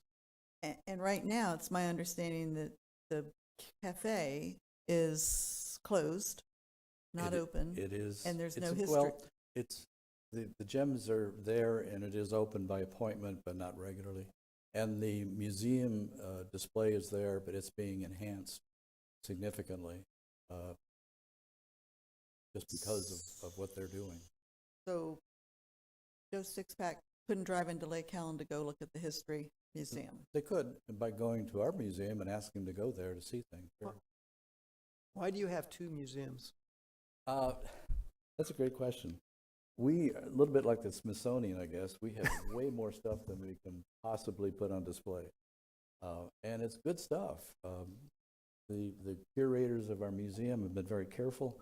You know, they don't accept, you know, family photos and things like that unless it's somebody that had a role within the city. And so we do have a good deal of material, and quite frankly, we could use the expansion just by itself. But I did look up the definition of cultural. It has to do with the ideas and the customs and the social behavior of the community. And that's exactly what I think the gyms are trying to do, is enhance those activities through fun things to do, through classes. So through do they have a music. presentation as part of your presentation? Actually, yes. As you say, could you have that, or I see a sheet that says Creative Arts Cafe. So is there a presentation to make? Brought a very nice young lady who's going to tell you all kinds of things because she is one of the gems. Okay, well, let me just ask the committee here if you want to entertain that presentation as part of this discussion. Okay, all right. Thank you. With that, I guess I'll just be quiet because Brad did everything for me. So anyway, Tennille Collins is the young lady come up. Before she does, or as she does, let me just mention too, we have the current mayor, Cameron Lane. We have two former mayors with us today, Buddy Snowden and Mark Shuttleworth. We have two commissioners, Heather Rutledge and Rick Basso. And who else should I introduce? Ranger Tyler, who is a citizen advocate. And they've all come to express their support for our activity. I also have the Director of Administration for the city with me, Dominic Brager. Her exclusive role today is to tell me what a great job I did on the way home. So she won't see her from the microphone. You have a wonderful sense of humor. Wow.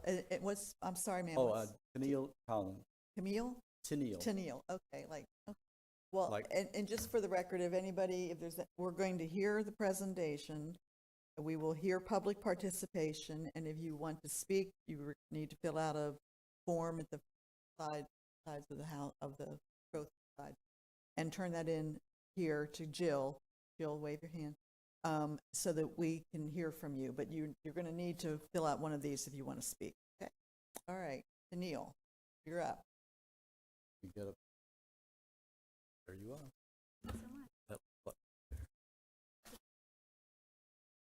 Hello. Thank you guys for having me here. As he said, my name is Tennille Collins, and I'm the vice president of our organization. Just wanted to first say thank you so much for the support that you guys have shown our community in the past. And I do hope that this presentation gets you excited for the future. Just to give you a little bit of a background on our organization, there are 11 families that have joined together from the community.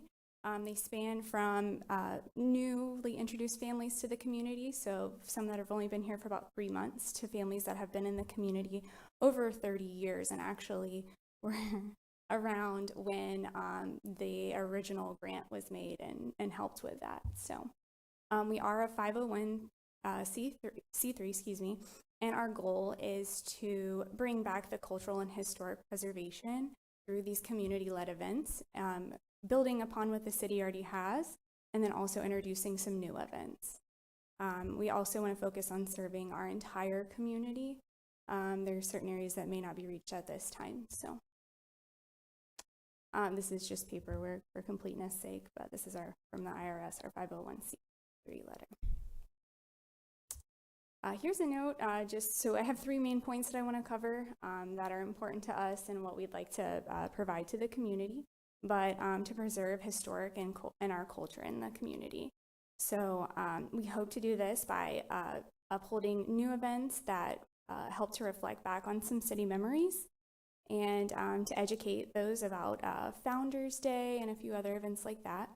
We also hope to really hone in on the location of the CAC, or the Creative Arts Center, as it is really so centrally located in our community. It's really a hub next to one of our main parks. So, and then also lastly would be the museum, which you guys know the most about. The museum right now is working Can by... I interrupt you and ask you to go back? I'm just Absolutely. reading. Oh, I'm sorry. Okay, it says the museum will be open during all community events as well as by appointment. So there will not be standard hours for the Correct. museum. So during all of our community events, exactly, and by appointment. So currently right now we work with city volunteers to keep the content in the museum up to date, and kind of just get some feedback from the community as to what topics they want to hear more about. So we can keep that up to date. And then this also highlights the operating hours as questioned during all of our free community events, and then also by appointment, hoping to meet some of the specific needs of our community members. Our next main point that I'd like to point out are our free community events. So the column on the left here are some events that are kind of already going on in the city and that we're adding to. And these are all scheduled events through the end of the year.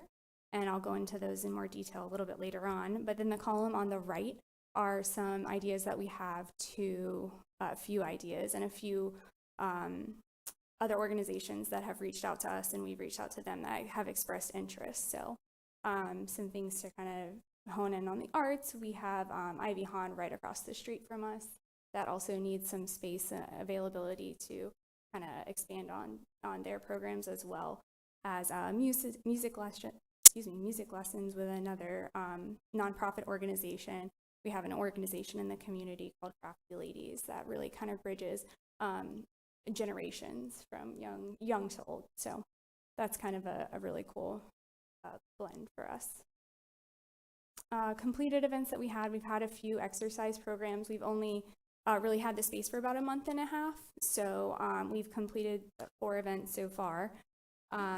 Also a huge hit for us was the watermelon eating contest, which was just a fun spin on a 4th of July event that we had.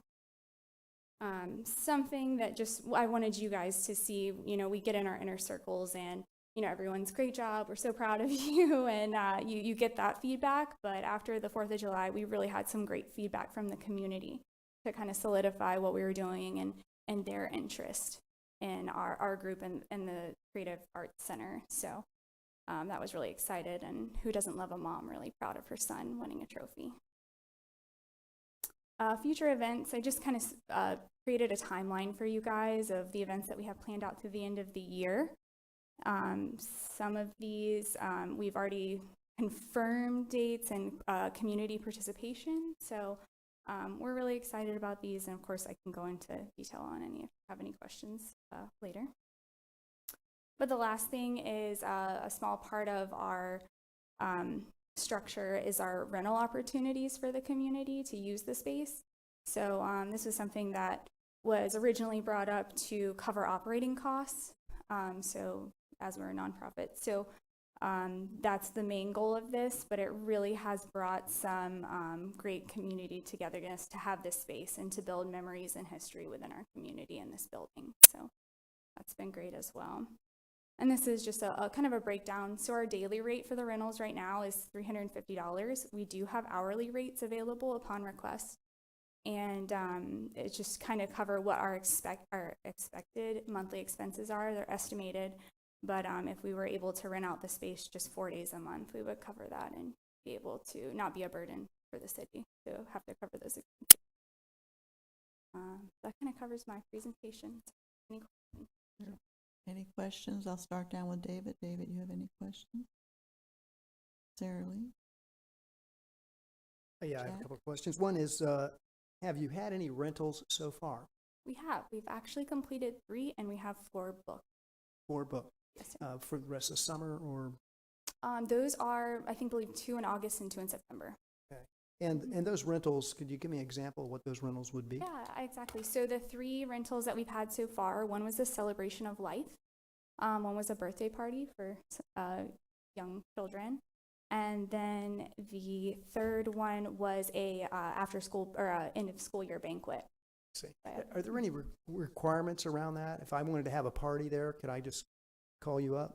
You could absolutely call me up and we could have that discussion. And if there's anything that, is out of the norm, we would bring to our board for discussion. Understood. And you've been operating for a couple months, I guess, now. About a month and a half, yes, sir. Right. And and I noticed within the agreement that you need to provide monthly financial statements to the city. Have you done that? We have through our accountant. We have one of our members is our accountant. Yes, sir. Okay. Thank you. Yes, sir. Reggie? Under ECHO, I see this as cultural. I have spoken to residents of Lake that this is bringing the community, it's a small community, it's bringing them back. Are you to be doing any about? Absolutely. Yeah, we have one gentleman who's also working on some hunter safety courses, but yeah, he's a historian himself for the community. So I love that suggestion. We will definitely work on. Yeah. Yeah, I'm not sure if my questions go to you or the city. Well, let's make sure that Lee's up there. But a lot of the things that you're proposing to use this center for, you say you need a community center. Grant 07-12, Lake Helen Hopkins Hall grant, $158,000. It's a community center. That's why it was built. That's why it was restored.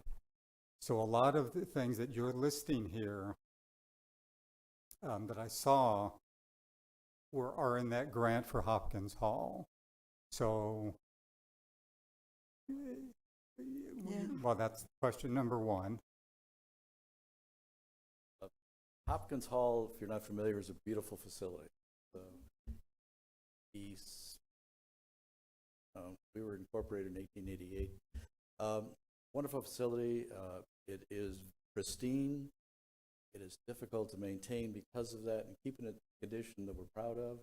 So we don't encourage activities in there that would in any way muss it up, for lack of a better description. It's a very formal structure. It's nice. For example, we're going to have the candidates night in there. Formal setting and everything. We'll have all the candidates for elections. We do elections every year. Our terms are only for 2 years, so but every year we're in the election business, and we'll have activities like that. Now, what do we have? We also had another one that could not make it this year because they simply couldn't get themselves together, but they want to do a music camp, and we had them lined up for Hopkins Hall because at the time it's the only thing we had. They couldn't bring themselves together quick enough to do that. The ideal to have them in this community center, much more conducive to having a music camp, bringing in kids, and then they want to do two concerts at the end of the week-long camp for the community.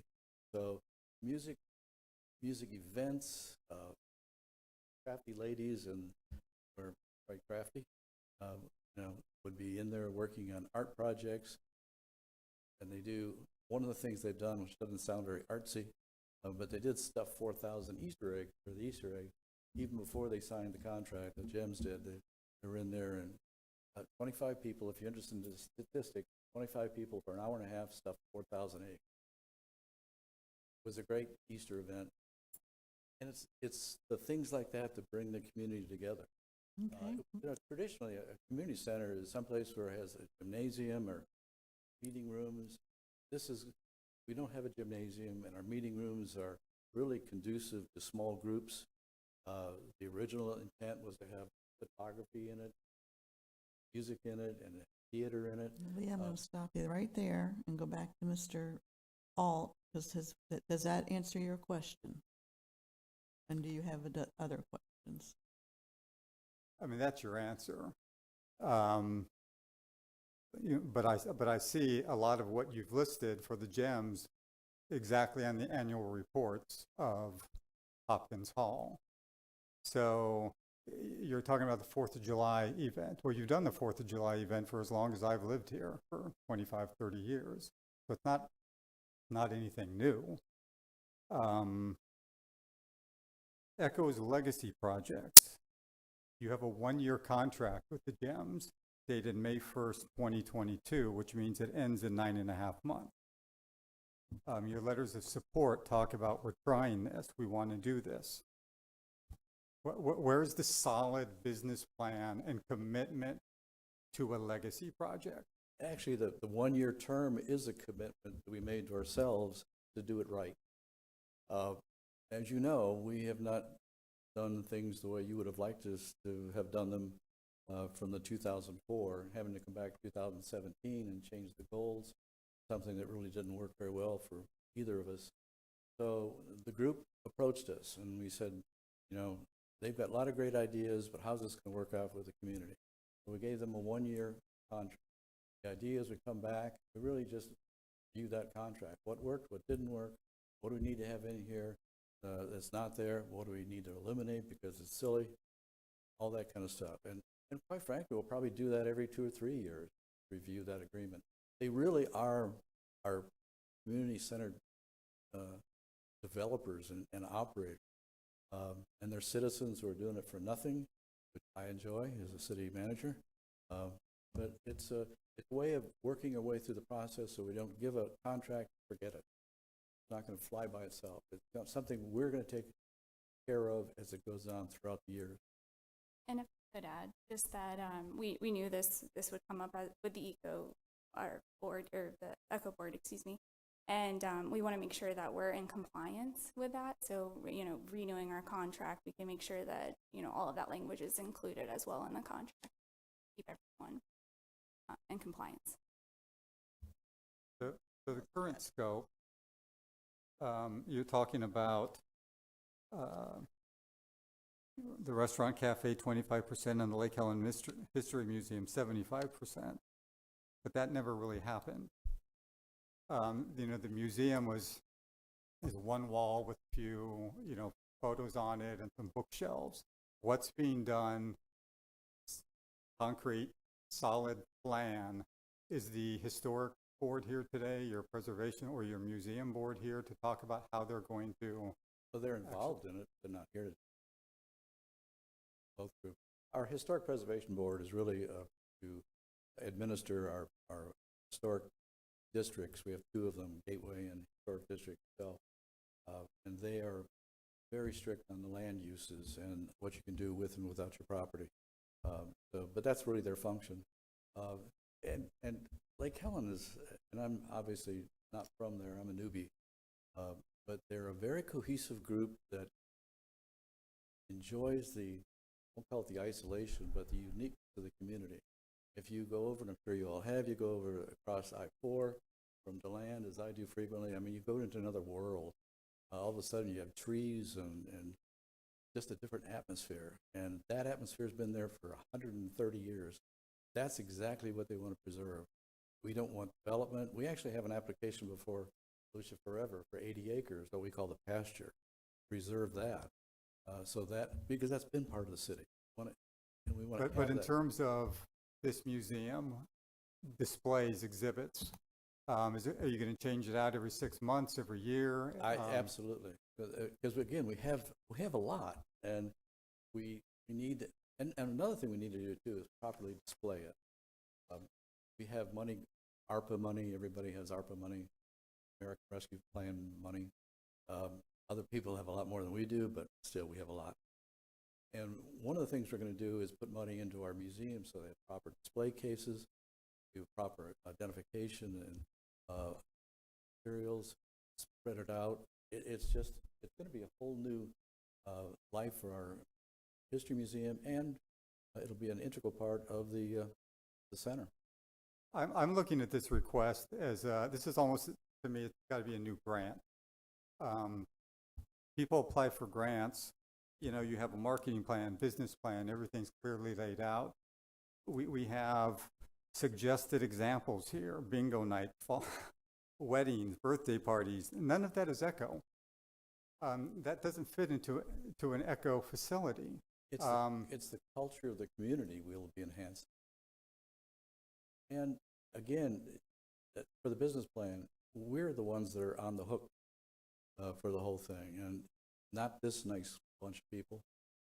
They're making commitment to be our staff, but anything goes belly up in that grant, we're the ones to look to, and you will look to, for repayment of the money if it's not satisfactory. So we're the ones that are backing up the entire thing financially, and we recognize that. And it's quite frankly, it's one of the reasons we're here, because we know we haven't been living up to the agreement, and we want to straighten that out and correct it. Okay. Yeah, I'm struggling with this also. It seems like it's more not exactly what ECHO funds generally. Maybe it started out as a good idea back in 2004, which was way before the time I was here. But we've amended this a couple of times and it hasn't worked. So I'm just having a hard time agreeing with this. I think all of these community leaders are doing a great job stepping forward to keep the community spirit together and have small town events. I think that's wonderful. But, bingo and stuff like that, it's just not an ECHO grant project, really what I see it. And I was there in 2017, and I thought the history museum part was weak, to be polite. And it's just, it seems like it's more like a cafe restaurant or something, and that just doesn't really fall into what we're doing. And looking at the original grant, they checked every single box as far as environmental, historical, cultural, and outdoor activity. And I'm just not seeing how, I think we've deviated so far from the original plan. And, I'm one of those ones that says, if you don't try it, maybe it'll work, so I've always been, pretty optimistic. Try something. Don't be like negative and say, no, don't do it. But, we tried this original grant. Didn't work. The original grant, I think, worked very well as a teen center. Oh, come on. Why are we here today? Because, quite frankly, the person who put it together retired. And that was the spirit of the center. And then it just went to city to operate it, and cities, they said, don't operate things terribly well. And so then we were faced in 2017 with, what are we going to do with the building? How are we going to stay with the grant? Came with an idea, the committee, and I guess you weren't here then, maybe, or you were, I'm not sure. I was here in 2017, and the city did put forth a very compelling presentation with some very, the staff that came forward were very, very credible, believable, and none of them are here today. True. So Well, so we tried it and that didn't work. Right. Just follow your logic. Now we're here again. We think, an even better idea though. One in 2004, you may not agree. We think that was very successful community. And incidentally, when we say the youth of the community, we don't mean just the 3,000 people of Lake Helen. Anything we do within the center will be open to everybody from every city, including the county, the unincorporated areas. I mean, it's not, and the rates same, no discrimination. So we want to get back in your good graces. We don't like the idea ourselves of the restaurant, the museum. We have a better idea in our opinion. The president of the GEMS, who's sitting back here, Alan Cook, that I failed to introduce, he and I have worked the most close to each other in this thing. And basically what he said, you know, I want to bring the city back to the culture that I grew up with. So much has happened. He's not that old, but so much has happened since that time. And it's been, you know, just cell phones and stuff like that have just, you know, you kids, I saw a couple in Disney. Anyway. Thank you. Oh, I was just going to say, I think this very is wise, a great, Pat, very wise, maybe yeah. the city and the community should be working together, but maybe Echo should be moving on.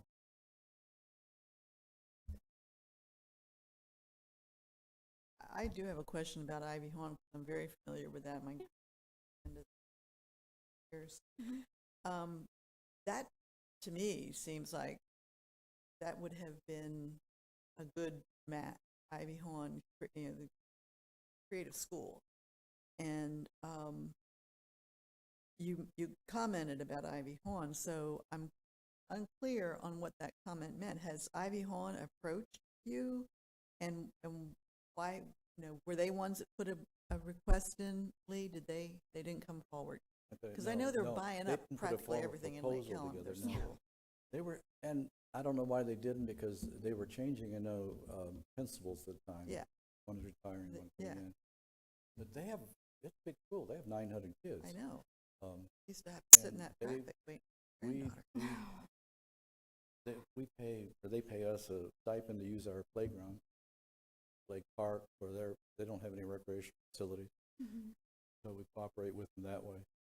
It was specific, just to give a specific example, is with the dance team. We have a relationship and some after-school activities. And they always supply the bands for 4th of July and Veterans Day and November 11th. And do like you that. have any Parks and Rec staff now? No. No. None. So this group is your Parks and Rec There's 4 staff? people in City Hall, and you're looking at 2 of them between Dominic and myself. The other one's building permits and finance. So we have to be terribly creative. Before I move on to public participation, is there anybody else wants to? Jack, No, think I was going saw to you. suggest that we have the public participation and then ask any further questions. Okay, great. Mayor Lane, I'm going to ask you, do you want to speak first? Last? Okay. And we will go to Heather Rutledge, Lake Helen, representing the city of Lake. Hello, thank you for your time today. My name is Heather. I'm Commissioner with the City of Lake Helen, and I'd like to offer some insight to the board for the decision we made for the group, the GEMS, to create a community center in the Creative Arts Cafe known as the CAC building in Lake Helen. This group of longtime locals has a vision to restore the CAC back to its intended use. Their group willingly contributed the necessary funding to jumpstart the project and have established their group as a not-for-profit 501c3 business. The efforts shown by this group have started a ripple effect of positivity in our community. For instance, it's Independence Day. The sense of gathering and community was shared through their planning and the resurrection of activities from past 4th of July celebrations. Some of these activities haven't been experienced locally in years, a preservation of our history, if you will. The feedback I've received from this event has been overwhelmingly positive. The volunteer efforts of the families that make up the GEMS attract others to do the same. Their passion and collective knowledge of Lake Helen throughout the years is invaluable. Their vision shared with me for the space that they occupy was wide, encompassing many different important aspects, but always centered on our community. There are opportunities for locals to gather for events and celebrations, holidays and parades, event planning from other local groups, and even to hold classes such as fitness, wellness, etc. In short, it's a place for all to gather. I believe the GEMS vision will not only breathe life back into the building that they're in, but improve upon the conjoining park, which is bustling with activities daily. As you may be aware, it's in the central location, and there's exercise groups, basketball games, pet owners going to the dog park, children moving between the Boys and Girls Club and the field, children on their way home from Ivy Han Charter School across the street, and parents and families just generally enjoying Blake Park Playground. All of them are being enriched by the community center being there.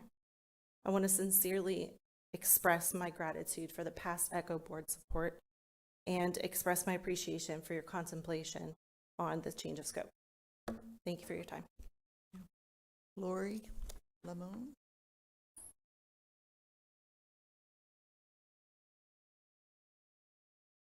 Good afternoon. Thank you so much for giving me a few minutes to talk. I know I had sent out an email to you folks, and I just wanted to provide some clarifying statements to that.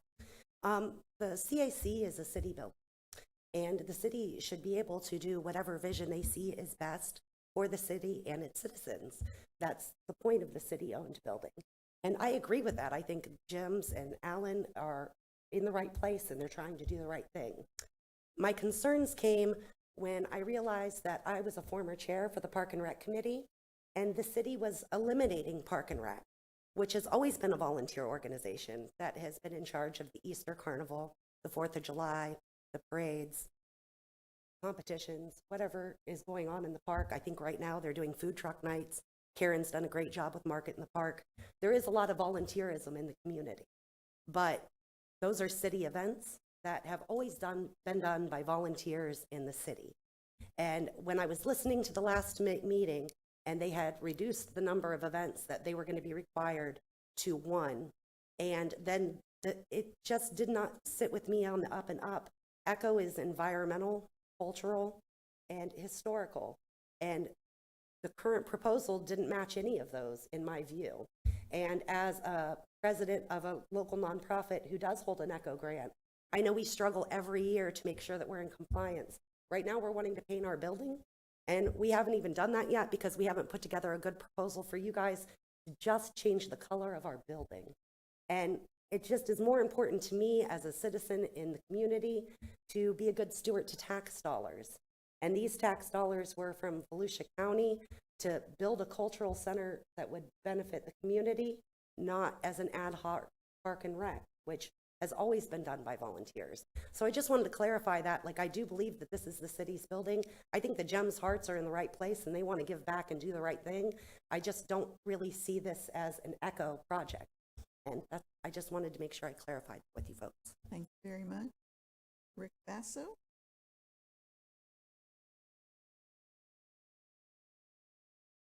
I listened to all the presentations today, and I don't know how you guys do your jobs. Every one of them seemed great. As a matter of fact, ours pales in comparison. I came here today really not so much to support the project, but I do.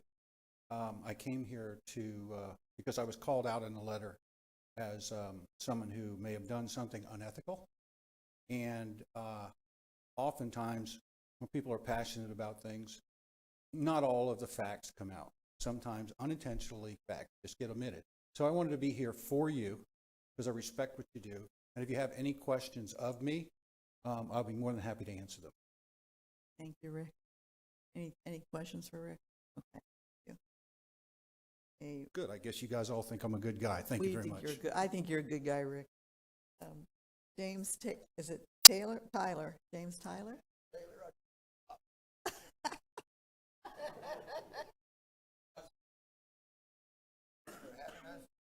Day, and I wasn't going to speak, but I decided to go ahead and I wrote a letter, but I'm going to ad-lib it. I'm the former chairman for Parks and Recs for Lake Helen also. I raised my 2 children in Lake Helen since '89, and the Creative Arts Cafe was a great vision. It's past, obviously, things didn't work out, but now I'm excited again to see the vision that the gym has for the Creative Arts Cafe. And the reason why I say that, you say culture. My kid learned how to fish sometimes out of classes there. Also learned what plants not to touch, what plants you could eat. Also learned the environmental importance of the lakes, that we have so many parks that have lakes. So please keep in mind when they're building a calendar to start with this new Creative Arts Cafe, it can consist of all kinds of classes that will be important for the beginning of their life as a child till when they get older. Like my two kids, they learned a great deal. They make 3 digits. I wish I could make that much money when they're their age. You have to be James Taylor to do that. I'm working on that. I got a Okay. couple autobiographies going on now. But Parks and Recs has been a troubling thing in Lake Helen. But in hand, I spoke with Alan, and they could include a lot of classes that could involve all that. So I'm asking today, please don't take that opportunity away, because it is culture, it is history, and children are our utmost importance, along with all of our parks. If they get to learn about all the parks and classes, so be it. Thank you very much for my time today and all y'all's time. Thank you. Buddy, former mayor, Buddy Snowden, former mayor, Lake Helen. Thank you so much. I'm a little hard of hearing, so I I'm tend to sorry. speak a little louder at times. It looks like we're going a little south, so I wanted to get up here and at least give my input. I don't know if you are all aware of why this came about to begin with.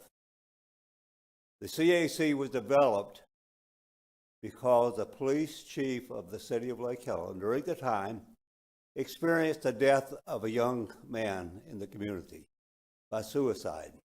He saw the need at that point in time to create something for the community, for the children, for the teens, and crafted this whole concept to put this together. He pulled everything, all the resources of the city, the mindset of those professionals within the city, and came begging upon the Echo Board for a grant to fulfill that dream, to provide something for the community. That was the very genesis, the very beginning of the CAC. It has gone through a number of iterations since that time. It was very successful, and the only downside during that time was a criticism of the own officials in the city of Lake Helen. Had it not been for the failings of the restaurant part, because the chief of police, thinking outside the box, was bringing the community together. And it was a hub for those in the community to know exactly where they could come to, what they could do, when they could speak to the chief of police. So that's where, in those formative years, the CAC was very successful in the community. And I understand there's some concern about we not checking all the boxes, but I can tell you, the ones that step up to the plate are those that come and step up to the plate every single time there's a need in the community. If put to the challenge, I have all the assurance in the world that they will step to the plate and complete anything that you ask of them. I hope that my time I've only lived in Lake Helen for 75 years, and I hope that the time that I have spent there and expressed myself has been an inspiration to those that have followed me.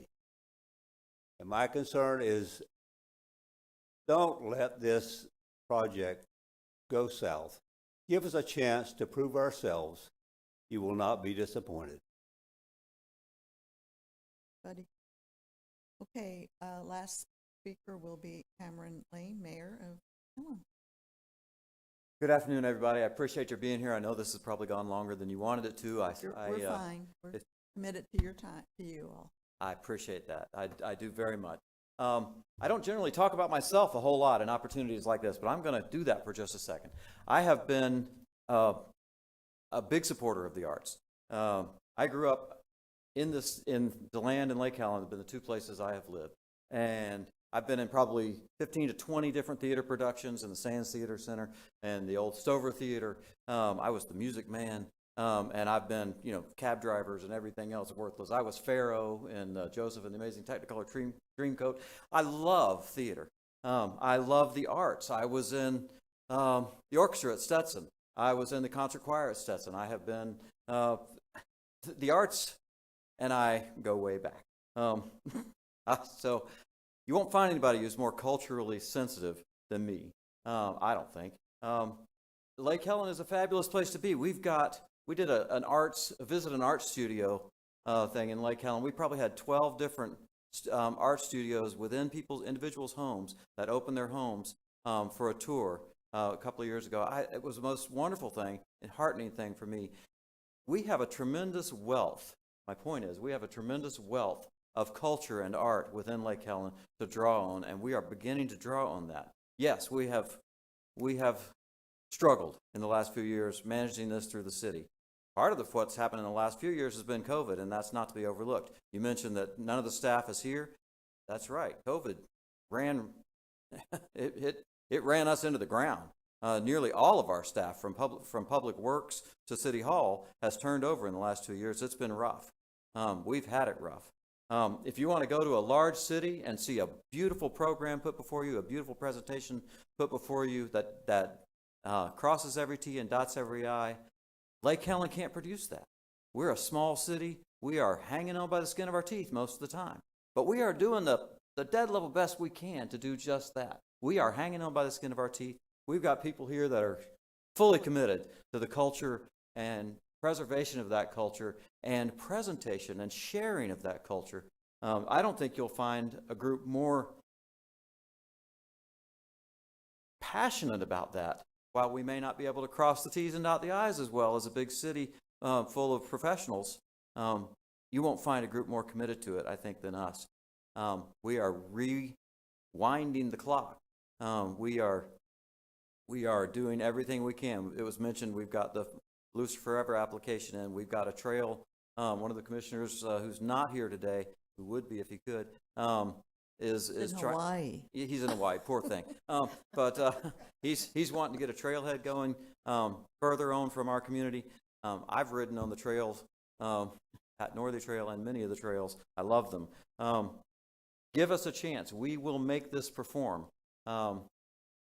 And I think we can come back here next time you want to revisit this and show you that we've done just that. Okay, thank you, Mayor. That concludes the public participation. I'm going to go back to the committee for any last questions of the presenters. Think anybody wants to clarify? Yeah, I don't have really any questions, more just comments. Okay. And but I think it needs to be said. I see the passion and I see the need and the whole community arrangement, but to call this a cultural project, okay, is a bit of a stretch, and to call it a historic project is a real reach. I mean, it's just not there. And to me, at least there was a commitment to space with the history part of the cafe, and here we don't have that now. We have no consistent public access, right? We've got a rental facility, really, that has community events. So it's my problem is we're trying to set it within our parameters, and I can appreciate all the things you're doing and all the things you're saying. They all make all the sense in the world to me, and I love them. But it just doesn't fit to me to what Echo does, and I've worked it every way I can.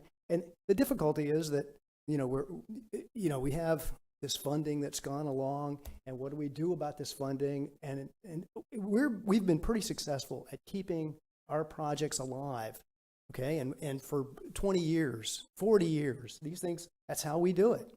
And this one project has stood alone as a problem. And I'm not holding any of that against you, by the way. I think we're looking at it straight up. But the fact is, you're asking for a scope change that I don't think fits the baseline Echo parameters. And so I can't support a scope change to something that doesn't fit. And that's kind of where I'm at. And I feel apologetic about that because I see what you're trying to do. And I think it makes a lot of sense. I also don't have a good solution that says, okay, well, how do we get by that? I think in one case, the mayor says he's passionate about art. Well, maybe there should be more emphasis on art and a deeper commitment to art or a deeper commitment to history. Maybe this thing should be a museum that occasionally has events, but it has to fit the parameters. That's what we're here for, is to make it fit. So I can't support the scope request, and I wish I had a better solution on how we go forward. Any other comments? Okay. Well, yeah, so I mean, the one thing we have to look at is the time. I mean, when this grant was written, we had a 40-year commitment. So we still have 22 years. This commitment from ECHO doesn't till 2044. And the agreement that Lake Helen has with the operator is for a year. So there's a very good chance that a year we'll be back. Hopefully these people are wildly successful, but the ECHO commitment to this is for another 22 years. Correct me if I'm wrong. Yeah, that's a long time. That's all I have to say. Okay, I'd like to just defer, ask the attorney, ask Ms. Coleman a question. Our job here today is not to pass judgment on what Lake Helen has determined for their Parks and Rec or their agreement with Jim. That's separate. Our job here is to determine whether or not the scope of that meets the criteria of ECHO. Yes, ma'am. So we're looking today at the scope as it's presented, and certainly whether or not it meets the qualifications. Staff, I think, has determined, especially based on the 75-25% allocation that was approved in 17, that the proposal does in fact meet the requirements of the program. It's your responsibility. You're more than willing or more than able to take a look at the proposed scope and see if you agree with that. And you are to recommend either accepting the proposed scope change or denying the proposed scope change. And so if it is in fact denied, and that's a recommendation that will go to the county council. It will go to county council, and then I would advise that you all instruct your staff to work alongside with the city to bring back additional options should county council, there's a lot of shoulds, right? Like, so if in fact your recommendation is that the scope be denied, and if county council agrees and adopts that and denies the scope change, I also would recommend that you direct your staff to bring back additional options for a future meeting, whether that's to bring them into a scope that perhaps would meet with your approval, or explore other options for the currently not in compliance project. Okay, I'm struggling with this because the scope that was changed in 2017 was 75% history and 25% restaurant.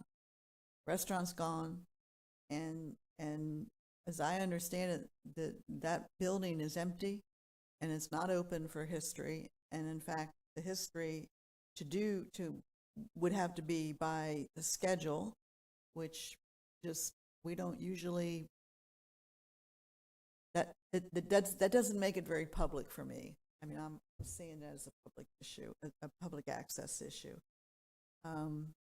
I love this community. I go there regularly. I supported them when I was on county council. I try to support them. I appreciate that they are a small community and they are tight knit. But I can't get beyond the scope change that they're making. For me, while they're all good events, every one of them is a good event, and I appreciate that they're all volunteers and they're working hard. I don't see how that is ECHO related. That's what I'm struggling with, and I don't know whether Anybody else has anything they want to say, or anybody has a motion that they want to make? Stacy? I will just share a comment. I feel the passion in the room, and I think wonderful ideas are about here, but taking the emotion out of it and honoring the contract obligation. Thank you. Okay. Sarah Lee? I have a question. How long has it been that it's been out of compliance? And is it out of compliance because of the cafe or out of compliance because of both use? It's out of compliance because there's no public access. So 2017, they were in compliance with their scope change. As you know, every 3 years we make a visit. So in 2020, we made a visit. Jill made a visit. They were closed due to COVID. So of course, that's a finding. If we have a finding, we go back every year until it's rectified. So in 2021, and Lee, correct me if I'm wrong, in January of 2021, the restaurant pulled out of the partnership. So the main reason we're here is because they're out of compliance because public access. Previously, patrons of the restaurant were able to see the museum. That was the sell that they made previously in 2017 at the meeting. And I think at the staff level, just to give you some of our thought process there, that they're replacing a restaurant with a community facility that does have some cultural aspects. So that's why we had them bring this forward. Thank you. Okay. And so I didn't hear this as an option, so I'm asking if it is an option. There are concerns that have been expressed that the change in scope does not meet the intent of ECHO. Is one of our options to ask the applicant to revisit the scope?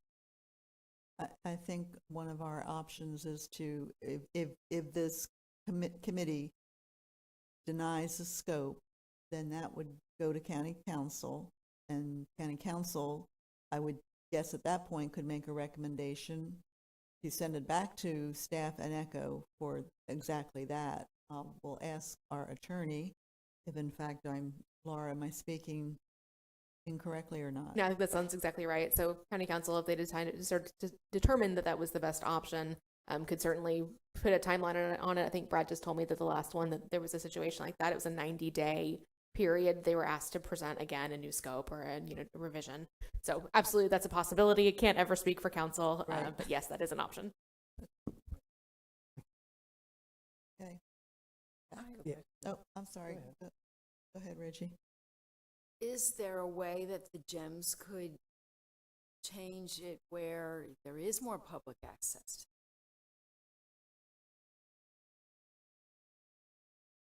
There's a way the city could come back with a revised proposal and would certainly include increased access. It would probably be one of our volunteers from the museum would be stationed over there. Probably a better thing. I'm afraid the GEMS just wouldn't know what some of the stuff that's in the museum really is. So we'd want to make it professional. And if it's appropriate, we're listening to the consensus of the group, and if it's appropriate, we'd like to revisit the application we're made and come back to you in 3 months if we can. We understand your concerns. Refer to Laura, is that a appropriate thing that we could do? You can absolutely determine to either table this entirely, Okay. and then of course it will die on the table and need a motion to come back to the floor. There is not a motion on the floor at this time. So you can simply just determine not to handle this today. You could make a motion specifically directing. Make a motion to continue it, though. I mean, I think we want it to come back. Yes, ma'am. That's what I'm saying. You could actually have a motion if you would like to have the city come back in a certain, number of days or a certain time period. You absolutely can do that. I will add, we did this in 2017 with them as well. Their initial proposal required some reworking. They came back. All right.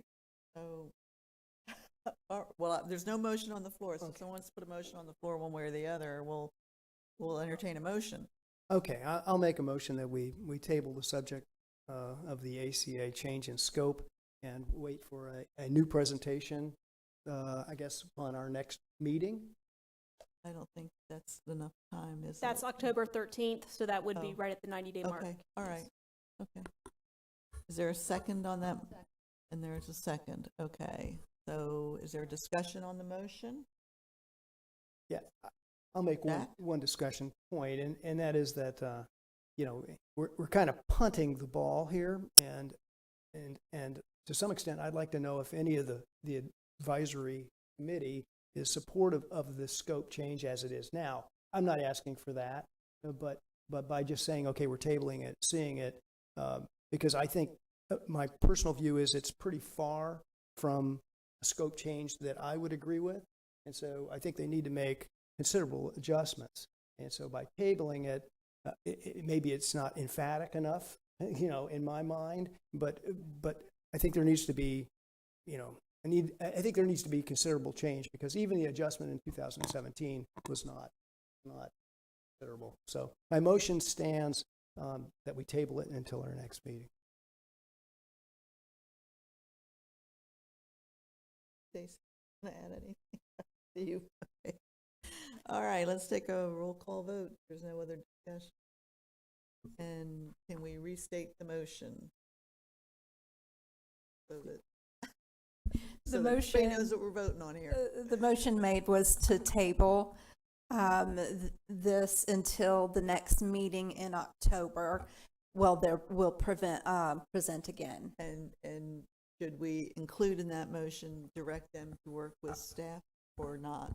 Or does that not, doesn't need to be in it, does it? Okay, all right, okay. Pat Northey, I support the motion. Jay Pendergast, Yes. Jeffrey Alt, Yes. Sarah Lee Morrissey, Yeah, I'll support the motion. David Romeo, Yes, support the motion. Reggie Santilli, Yes. Stacy Simmons, Yes. Jack Surratt. Yes. Motion carries. Okay, I think then that will conclude that discussion. Thank you all for coming out, and I want to see you in never mind. I have confidence, home run. Cameron, that you all will do it right. Okay. Okay. Advisory committee comments, we'll go back to those first. Stacy, any? Jay? Sure, Jack. And that is concerning our discussions earlier. I thought that Volusia Forever was going to be a participant, or at least present during this, and I was wondering if there's a reason why they weren't here. So land management is Volusia Yeah, that's Forever. yeah. So Yeah. you guys are representing the committee. Well, land management Well, the was committee here. would not apply. The committee is an advisory committee. Right. So, No, I didn't mean that. I didn't mean Okay. for application. I just meant for present. Well, we did have a presentation by, Yeah.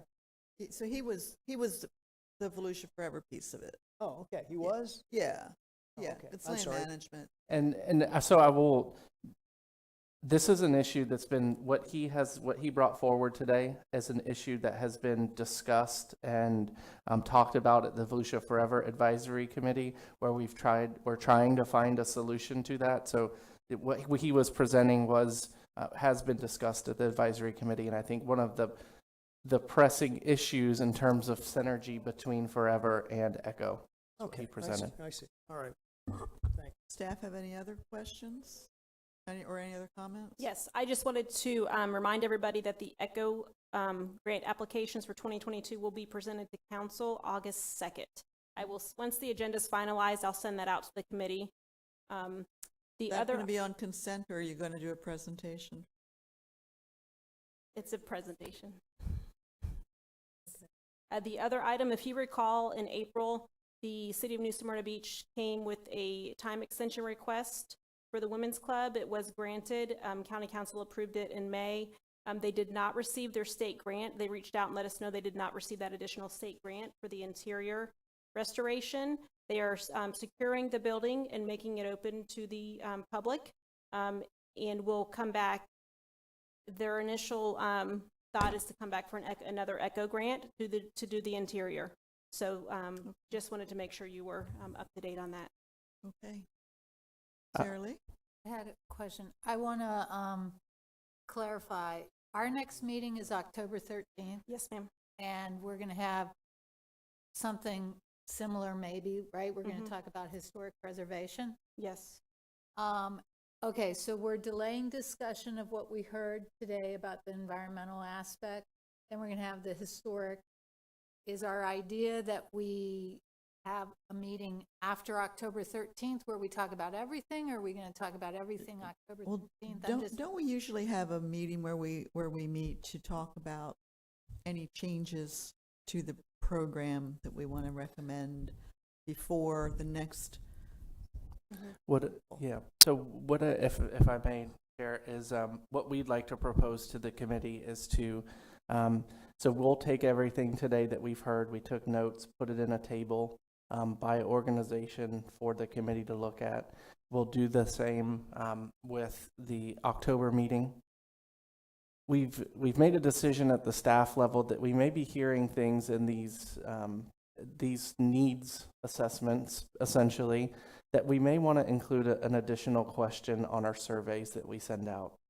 So we want to get through these two workshops today and October, send the survey out in November and December, and then have an organizing meeting with the committee in January where we develop our work plan for the year, including perhaps some changes to the guidebook, present that plan to the council so that they are on board with what we want to do and we're working in the same direction, and then work throughout that first quarter to make the changes. If that's amenable to the group. It's government molasses, but it works. August of 2023. So we'll have. We'll have one this August. We start our mandatory workshop September.